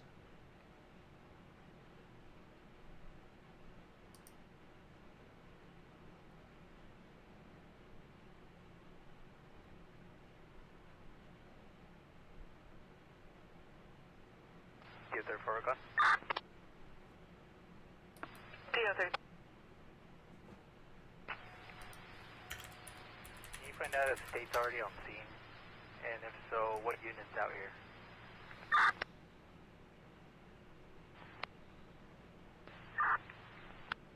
Warrant 239. Search him. Yeah, I don't know if he served overseas. I do not know. If you find something about that, let me know. I've read a couple articles and it doesn't say anything about it. Thanks, Joe Soul, for writing in.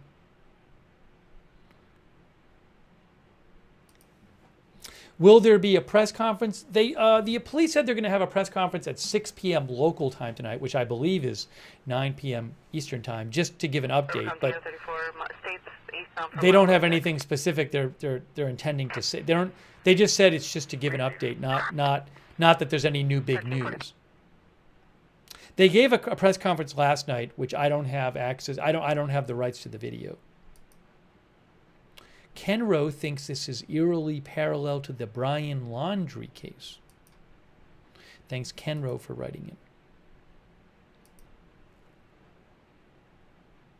Mr. Kevin W6 says, where did the bloody handprints come from if the girls were killed by asphyxiation?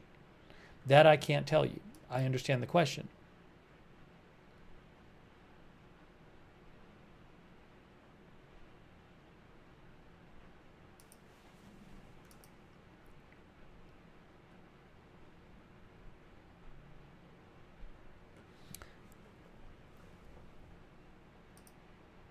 Up the flight radar flight is no longer there. There was a flight on flight radar doing what seemed to be a search pattern in the area, but it's not there anymore. There's a helicopter here. Well, I don't know if that's related though. Look, there's a helicopter here. That's from Flight Radar 24. Wenatchee is right. Wenatchee is right there, where the girls were from. Just Ellie thinks the handprints are his and they're also on the children. Let me also check ADSB Exchange. This is ADSB Exchange, a flight tracker, another good flight tracker. They're both good. There's Wenatchee. Do they even have the helicopter on this one? Let's see. I don't even think they have the helicopter on this one. Oh, there it is right there.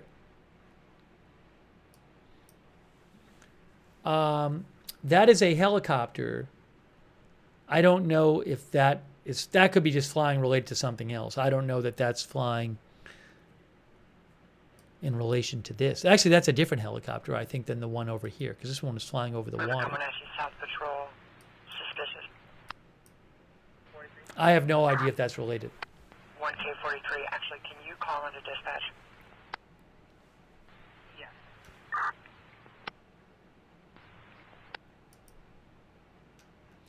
Thank you to Ken Lance, by the way. Says, so sad for these little girls. So they've been searching yesterday and today. Well, in theory, he's been searched for longer because the kids have been missing since Friday. But yesterday they announced that they suspected him of murder and they were searching for him as a murder suspect. 306 Wenatchee. Can you contact DOT, see how many units they have available, and get an ETA for their response if needed?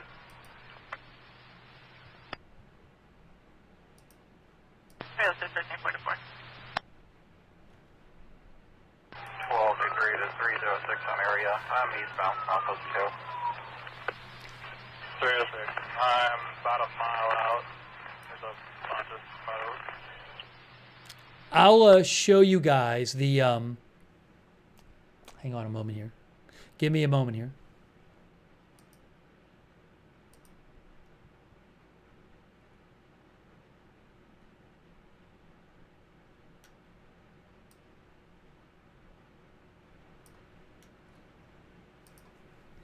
This is the press release from yesterday, but it gives some of the details. I'm not gonna. I won't. Maybe I'll just give you. I don't won't read the whole thing. Just go over some of it.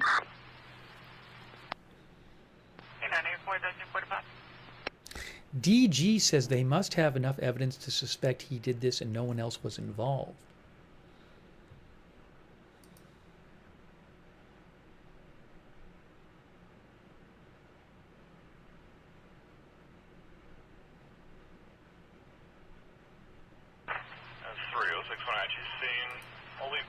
Blocking lane 1 and then passing lanes eastbound, and 1223 can continue but slows the response.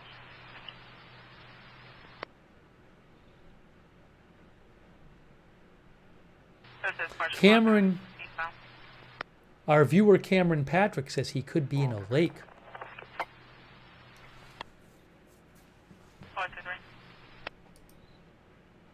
Thanks also to Crazy Yoda, who says, I'm kind of shocked a court... Hold on. Crazy Yoda says, I'm kind of shocked a court agreed to visitation rights unsupervised when he was living out of his truck. My experience in law enforcement, child services would need a permanent residence to do it. Or if you for Wenatchee Police Department to take a report. I had somebody back into my vehicle, Wenatchee Confluence State Park, and the vehicle registration when you're ready. So, as I understand it,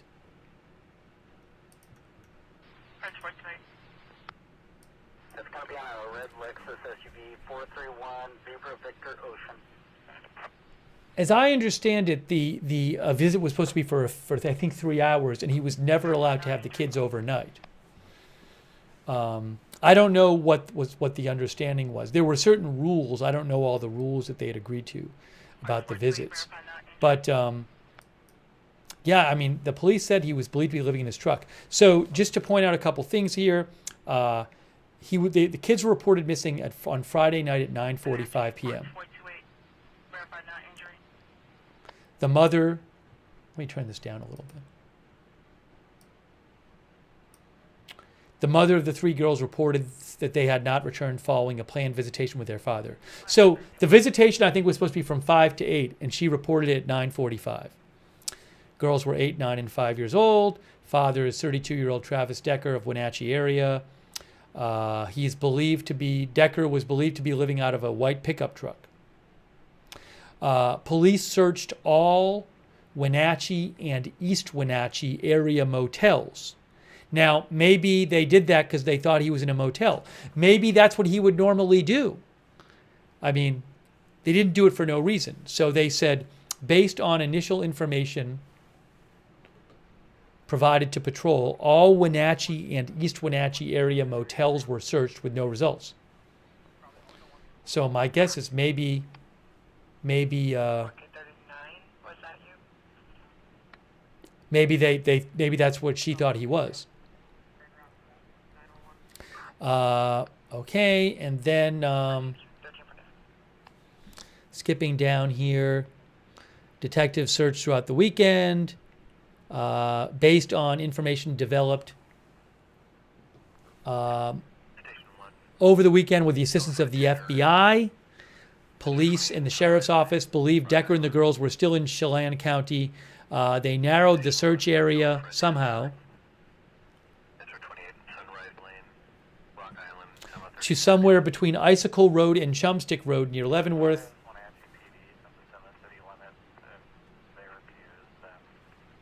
On Monday, around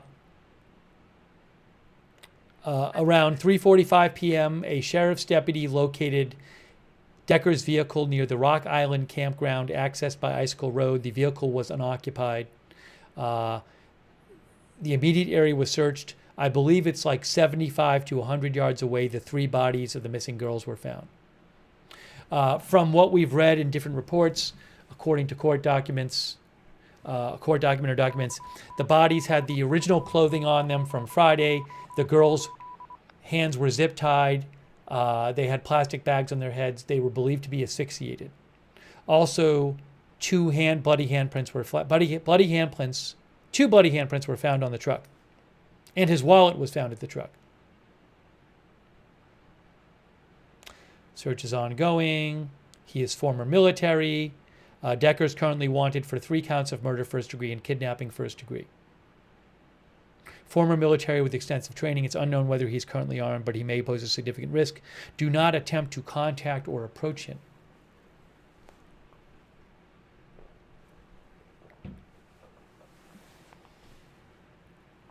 The cause of death of the girls is believed to be asphyxiation.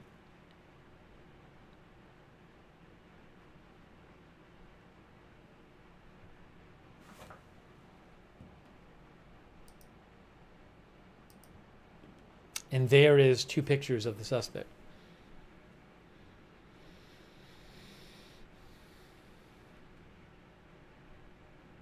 Jan Porter says just horrific.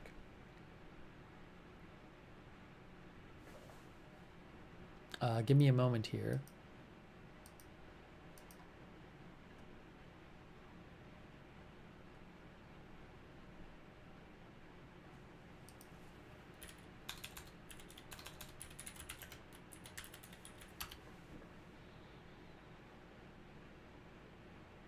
Oh, hey guys. A One of the viewers just mentioned this. Thank you. A judge has stopped the deportation of the family of the man charged in the Boulder bombing. A federal judge has issued an order stopping the deportation of the family. Temporarily blocked. Let me get you some more information on this.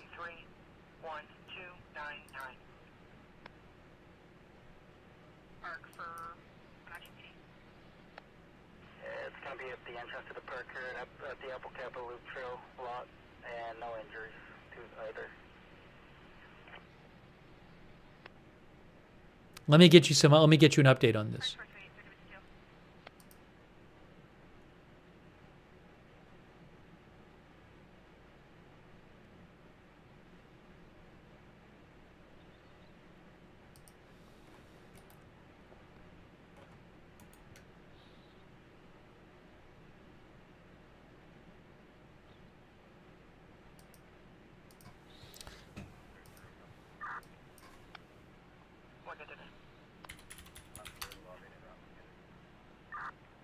Here it is. I got it. All right. Here is this new story that came out. U.S. judge issues order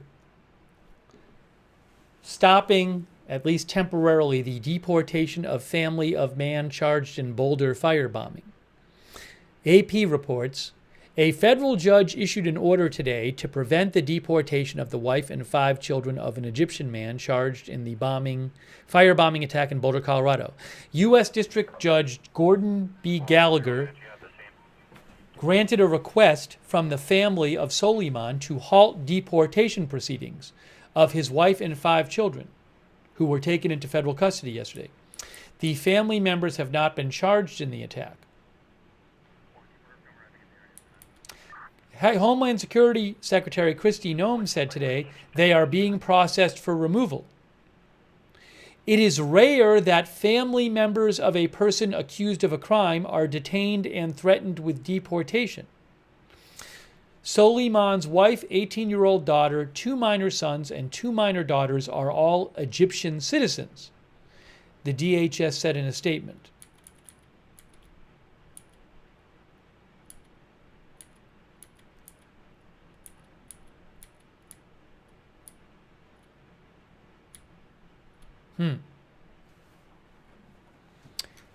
Yeah, the Department of Homeland Security said they came with him in 2022 to the country. So I would assume that meant that they were here illegally, but I'm not positive.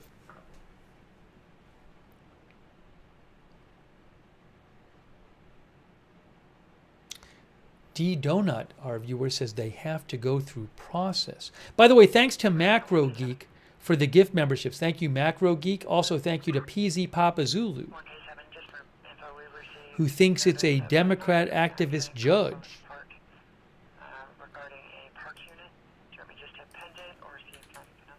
Let me try to get you some more information on that.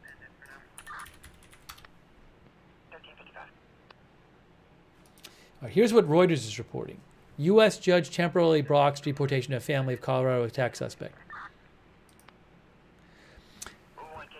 The judge said in an order that deporting the family without adequate process could cause irreparable harm. Without adequate process. That seems like that's the issue. Hold on.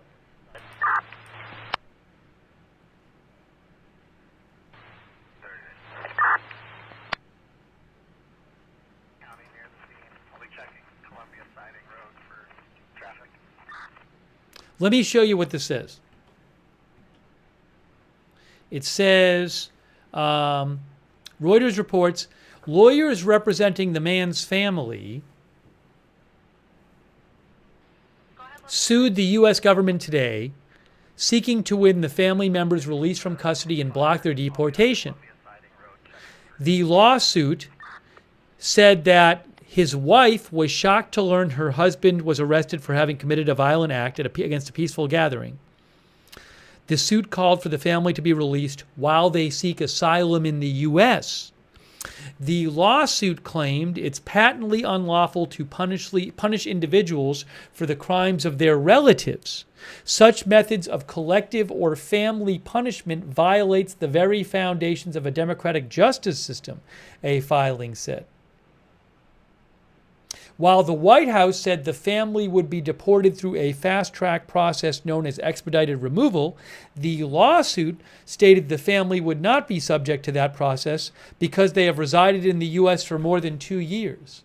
So, anyways, there are now legal proceedings on this. A U.S. judge has temporarily blocked deportation of the family.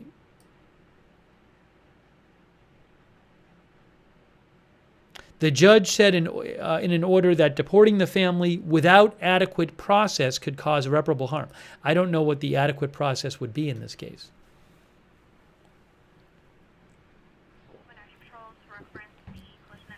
I don't know if there's some sort of, one of our viewers said, what does the 2-year thing mean? I don't know if the lawsuit says the family would not be subject to expedited removal since they've resided in the U.S. for more than 2 years. I don't know if that's true, if that's actually true, that that's what the law says. What's the details on the collision on that funny foot? Non-entry, park for involved.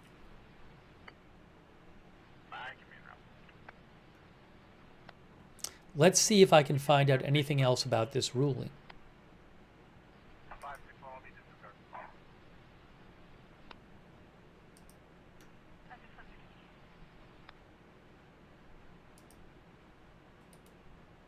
Hang on.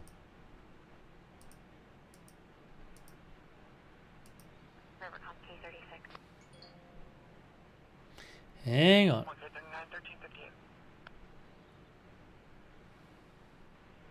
36, we're sending aid back out to Wenatchee Ave and Goodry. According to the New York Times says the judge has set hearings for next week. Okay? Remember, the White House said yesterday that the family could be deported as soon as last night. That's what the White House said on their social media. But they were not.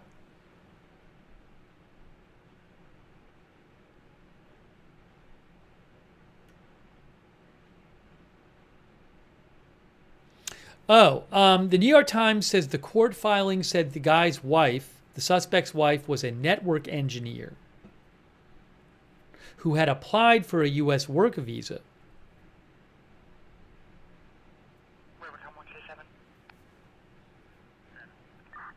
And the lawsuit says that the family is part of the suspect's asylum application and that it's pending.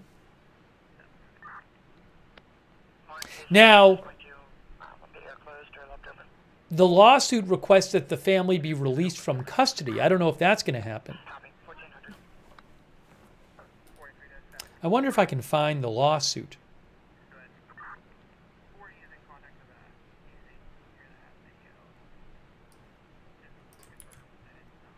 I'll do a quick search and see if I can find the lawsuit.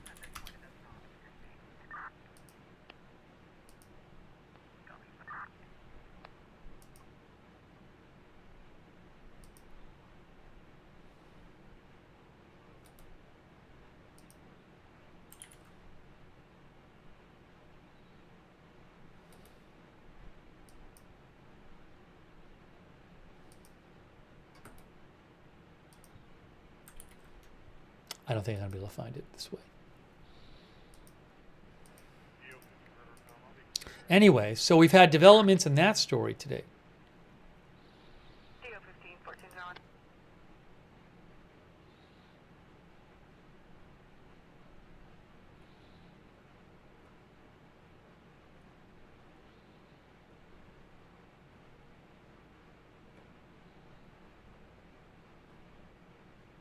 It certainly sounds like they're not going to be deported before next week. If there's hearings next week and the judge has said they can't be released, they can't be deported for now, I mean, something would have to change legally. Ooh, I think I found the case number. Maybe I can find it. I have a case number here. I think I can maybe find this document. Let's see. All right, let me put this case number in and see if this works.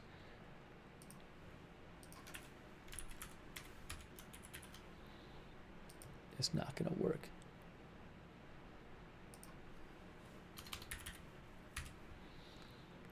Hang on, folks. I'm doing a little search here.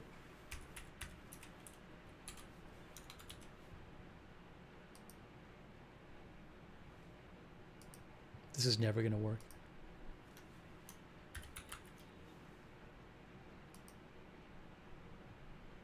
Nope. Said the case number was invalid.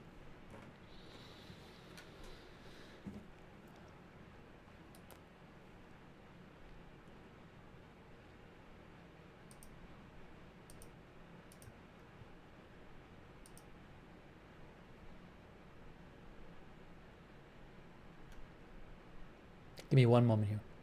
One moment.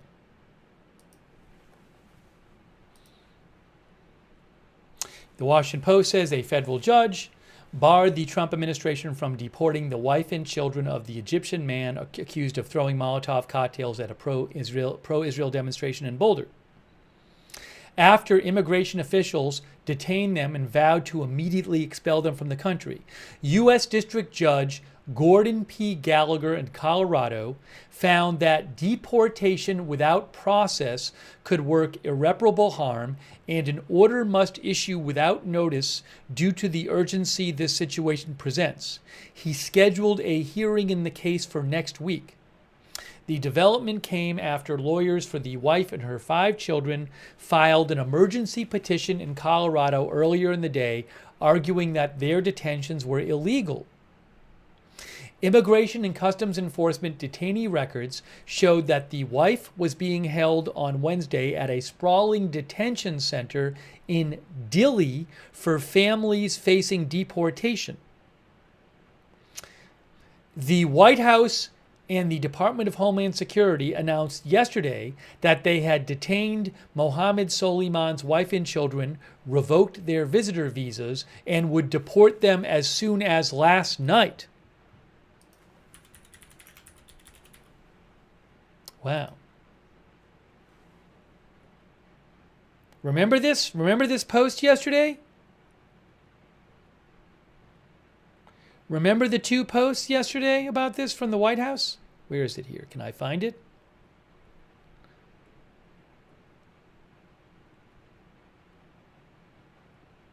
I remember reposting them. Now I can't find them. Yeah, the White House had said yesterday on social media, 6 one-way tickets for Mohammed's wife and 5 kids, final boarding call coming soon. And they had posted this. Remember this from yesterday? Look. I'll show you. The wife and 5 children of illegal alien Mohammed Soleiman, the suspect in the anti-Semitic firebombing of Jewish Americans, have been captured and are now in ICE custody and for expedited removal. They could be deported as early as tonight. That was yesterday.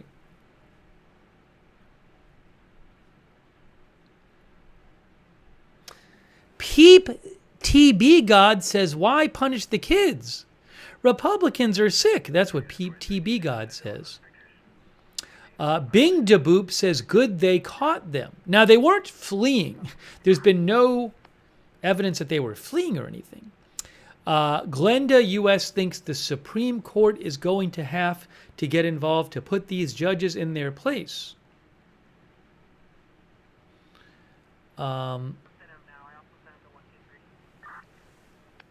Joe Arrow thinks the White House post yesterday was counterproductive. Yo-Yo Pro John thinks they all knew what he was doing. There's been no claims made yet by the government, the U.S. government, that they knew what he was doing. They said they're investigating it.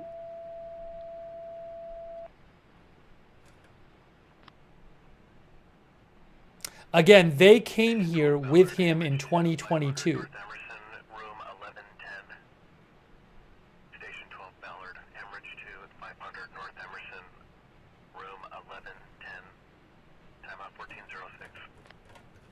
Let's see here.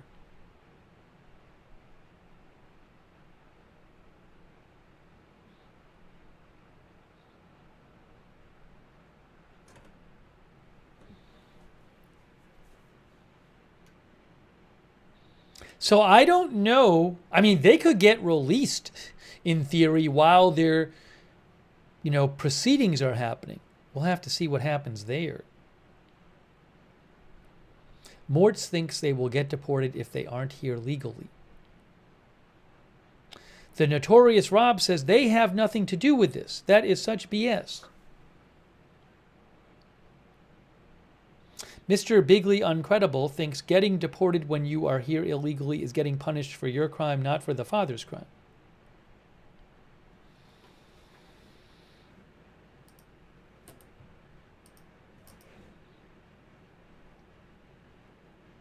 So that's all going on.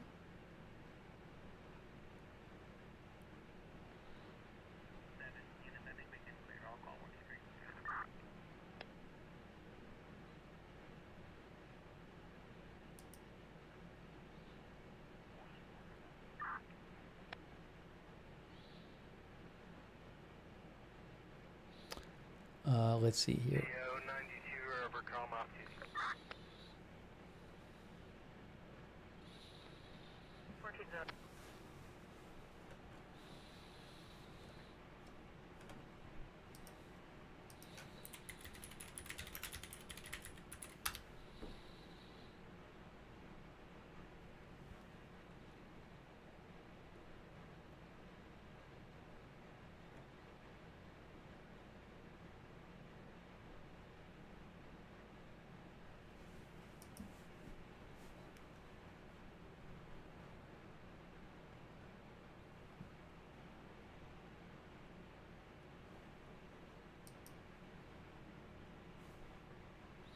Joe Soul said that the Daily Mail said that Travis Decker served in Afghanistan. They don't really say where they got that information, though.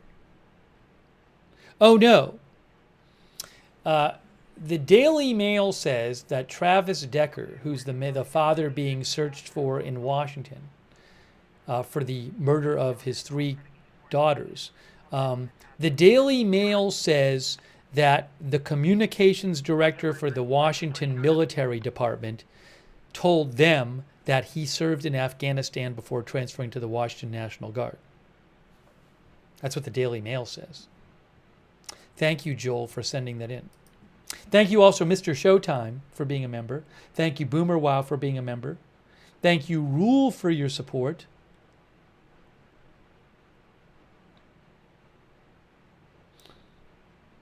Rule says a judge blocking illegals whom happen to be the family of a terrorist from being deported is the definition of activist judge.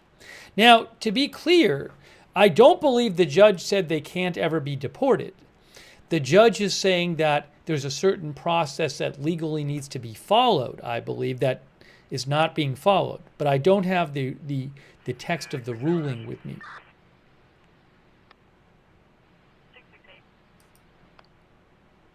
Oh, Can I get a case number for a patrol car collision? Hold on. And I'll update the log with the plates and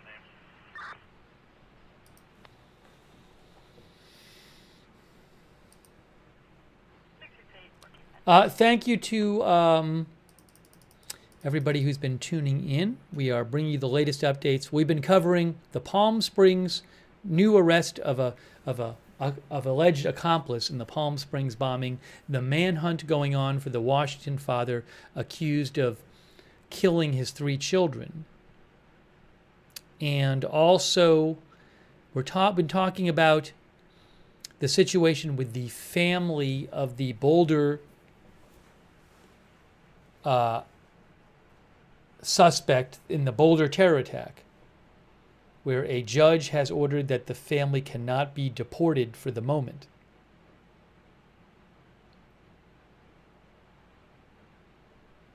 And as I mentioned to you before,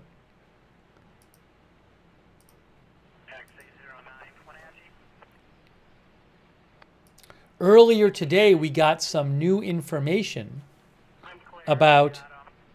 I allowed the driver to park his truck out of service at the Circle K on Easy Street. Earlier today, we got some new information about the family members of the Boulder suspect. The Department of Homeland Security said the family members include the wife, a 41-year-old Egyptian citizen, an 18-year-old daughter, Egyptian citizen, and 2 minor sons and minor daughters, all Egyptian citizens. They all came with Mohammed Soliman to the U.S. on August 27, 2022. They were all granted entry into February 26, 2023. Soliman filed for asylum on September 29th of 2022, listing his wife and 5 children as dependents.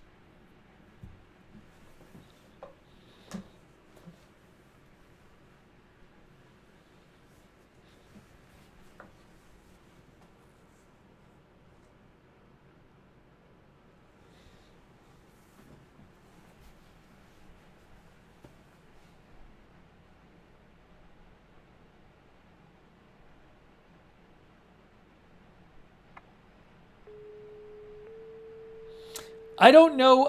It sounds like there hasn't been. I don't know that there was a ruling in his asylum application. Travis Hesselman says asylum denied. Again, I don't know if that has been ruled on at this point. I don't believe it has, but I might be wrong about that.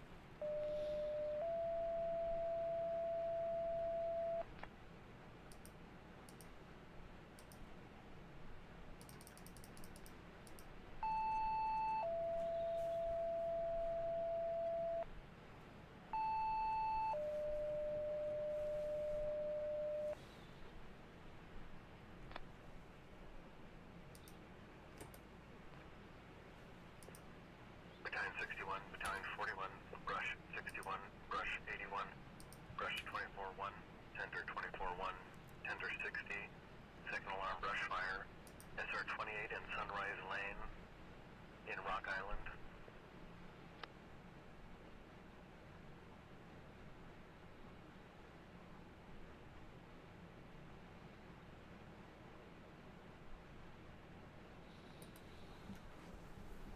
By the Sea says it's a process given under our Constitution.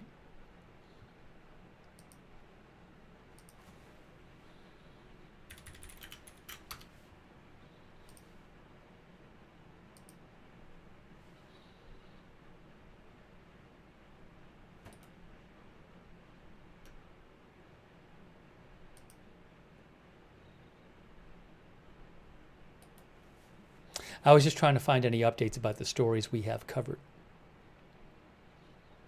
Wenatchee Patrol pedestrian, beat 28, milepost 6, pass 8, white male, baseball hat, red tank top, blue jeans with a backpack, riding a bicycle, reporting party advised, appears to fit description of Wenatchee PD suspect. Hear that? So somebody saw somebody riding a bike, which appeared to fit the description of the Wenatchee suspect. They just said on the scanner. I mean, affirmative. There's the 911 at Schmidt Elementary. Advised it was people talking in the background. No sounds of emergency. Message on callback. There, you can close that out. So report.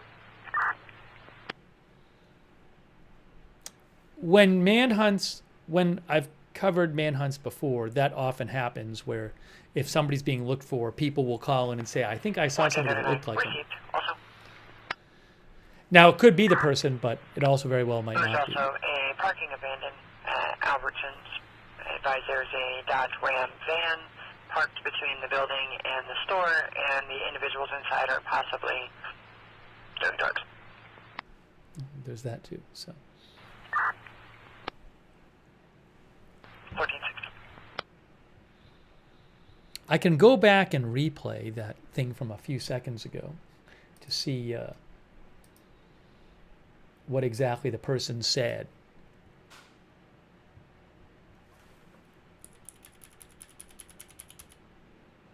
Chris N says, remember the Kentucky freeway shooter. Let me play this here. Hold on a second.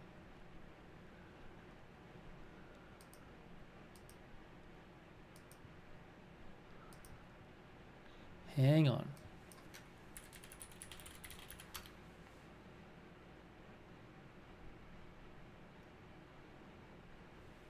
Wonky 40, Wonky 7. Go ahead. I'm in the area and I'm UTL. Anything? Copy. I'm going to replay from a couple minutes ago when somebody called in and said that the scanner said somebody No report. How's UTL? said they saw somebody who looked like Okay, buddy, where is he? the 1470. suspect.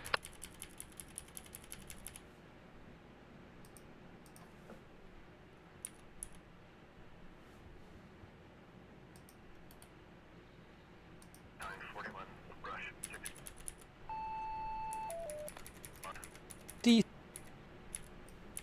I have to find it here. Just trying to. Yeah, right here. So, 76 Wenatchee. Check the road below the fire for any vehicles, but I am now out changing a tire. I'm gonna replay this again. Oh, that's 76, 1480. Well, if we want to see those TV, I can't play it because the scanner right now is on. 1223, broken signal once more. Wildlife 76. I don't need any assistance. I'm clear of any activity. Let me play this again. 1236. Oh, that's 28, 1480.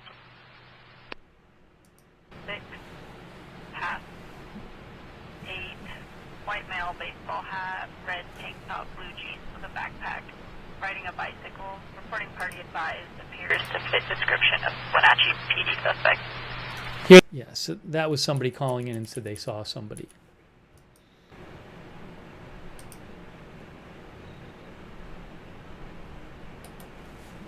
I was just trying to find any updates about the stories we have covered.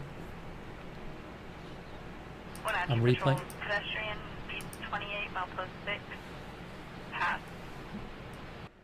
I didn't catch the address, but again, they said a pedestrian saw somebody they thought fit the description of the suspect. So I have no idea if it's actually him.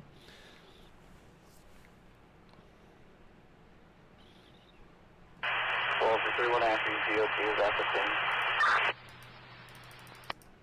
1223, 1419.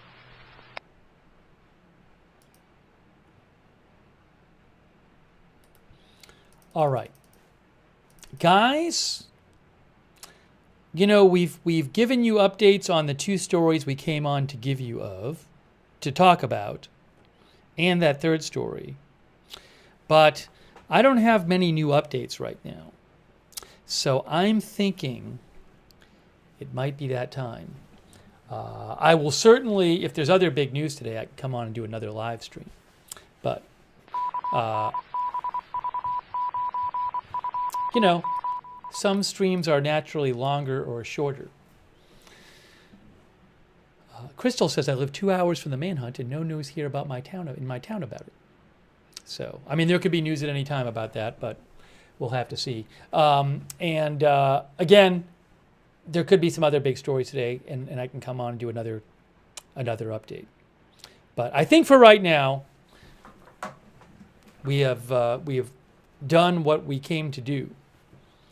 So I really appreciate you joining me for this stream. Again, if there's big news later today, if there's big news 5 minutes after I get off the air, I'll come back on the air. So thank you for joining this update. Turn the notifications on so you know when I'm coming back on the air. We have a free notification system. It works great. You sign up once, you get a notification whenever we go live. We do it through Discord. The mods will post the link to the notifications in the chat. But sign up for the notifications so you get notified. I will post updates on my X account, which is @Lookner. On X, you can follow me there, @Lookner on X. I post news updates there. So I'll post when stuff happens. But again, if there's some kind of big news, we can come back on the air and cover it. So I really appreciate you tuning in. And the people, thanks for chatting, the people who chatted. Thanks Timido for the bits on Twitch, by the way. Timido1, thank you. And we'll keep an eye on these different stories. I don't know what's going to end up happening with the Colorado suspect's family. We'll have to see what happens with that too.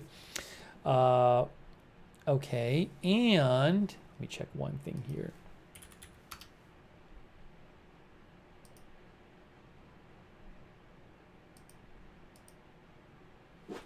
Okay. I really appreciate. Let's hope that they can find this person, Travis Decker, in Washington. Because as of right now, he's not found. And certainly, I was going to mention, condolences to the family, obviously, of the girls who died. And I did want to mention one thing, and I mentioned this yesterday. There is a GoFundMe for, what is it, the mom? I mentioned this yesterday, so I did want to just mention it if people were wondering about that. Where is it right here?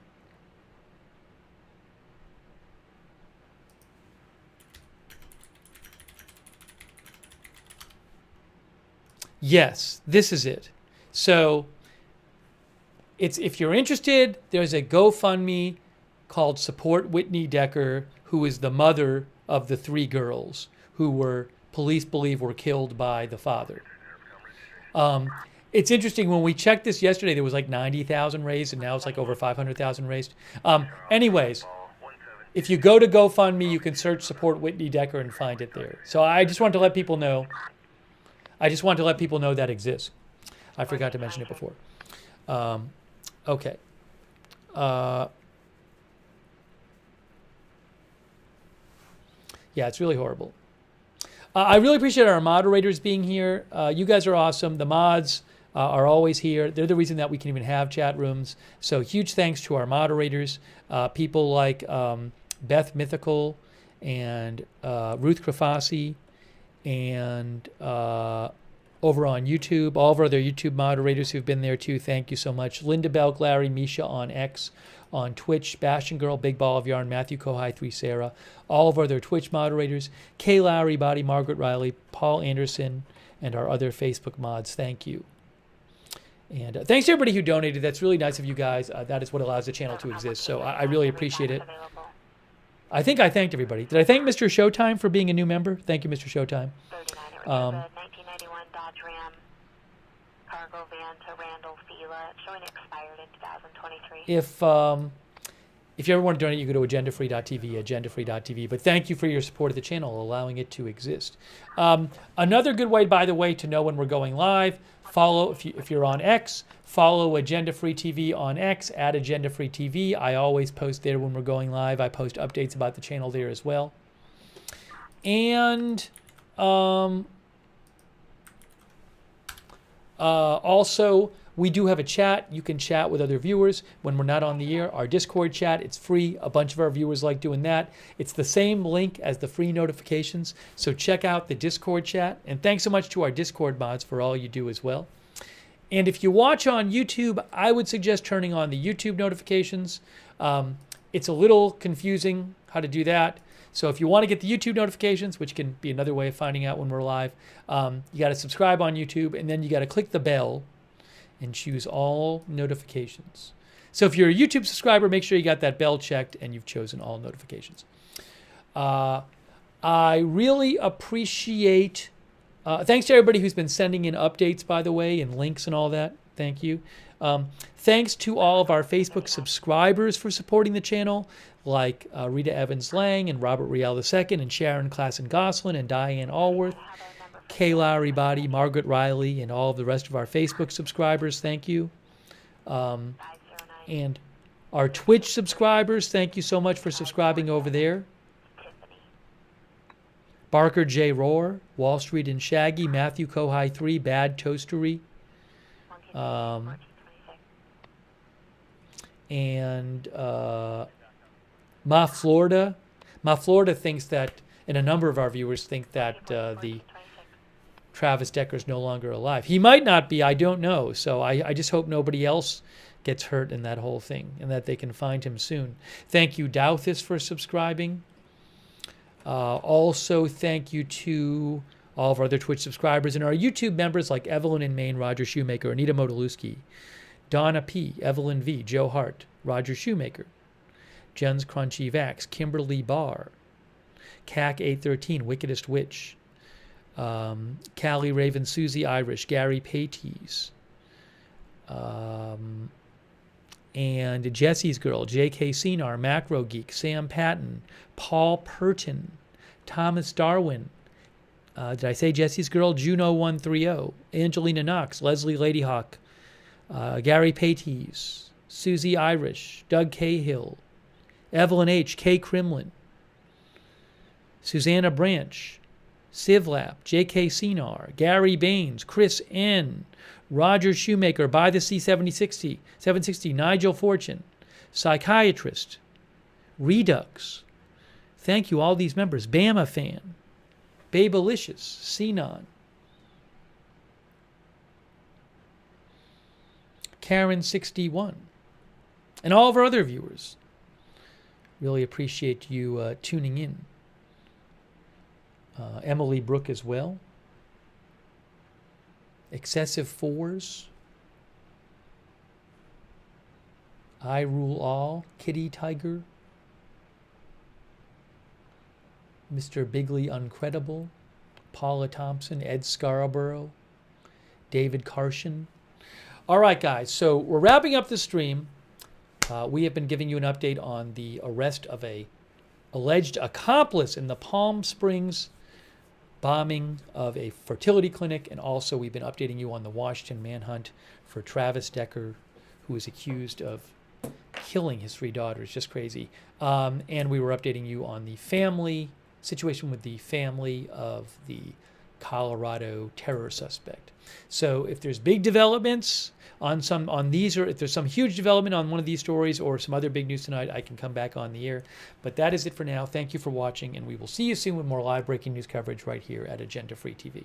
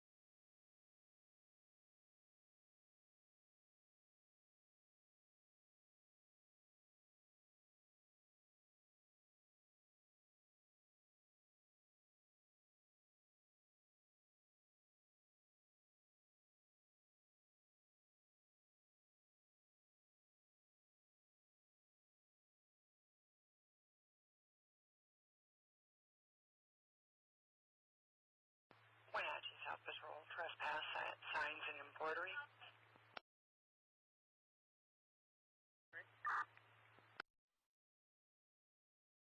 .43, it's going to be 418 South Wenatchee Ave, signs and embroidery. RP's advising there's 3 homeless subjects at the location. No weapons, they just want to move along.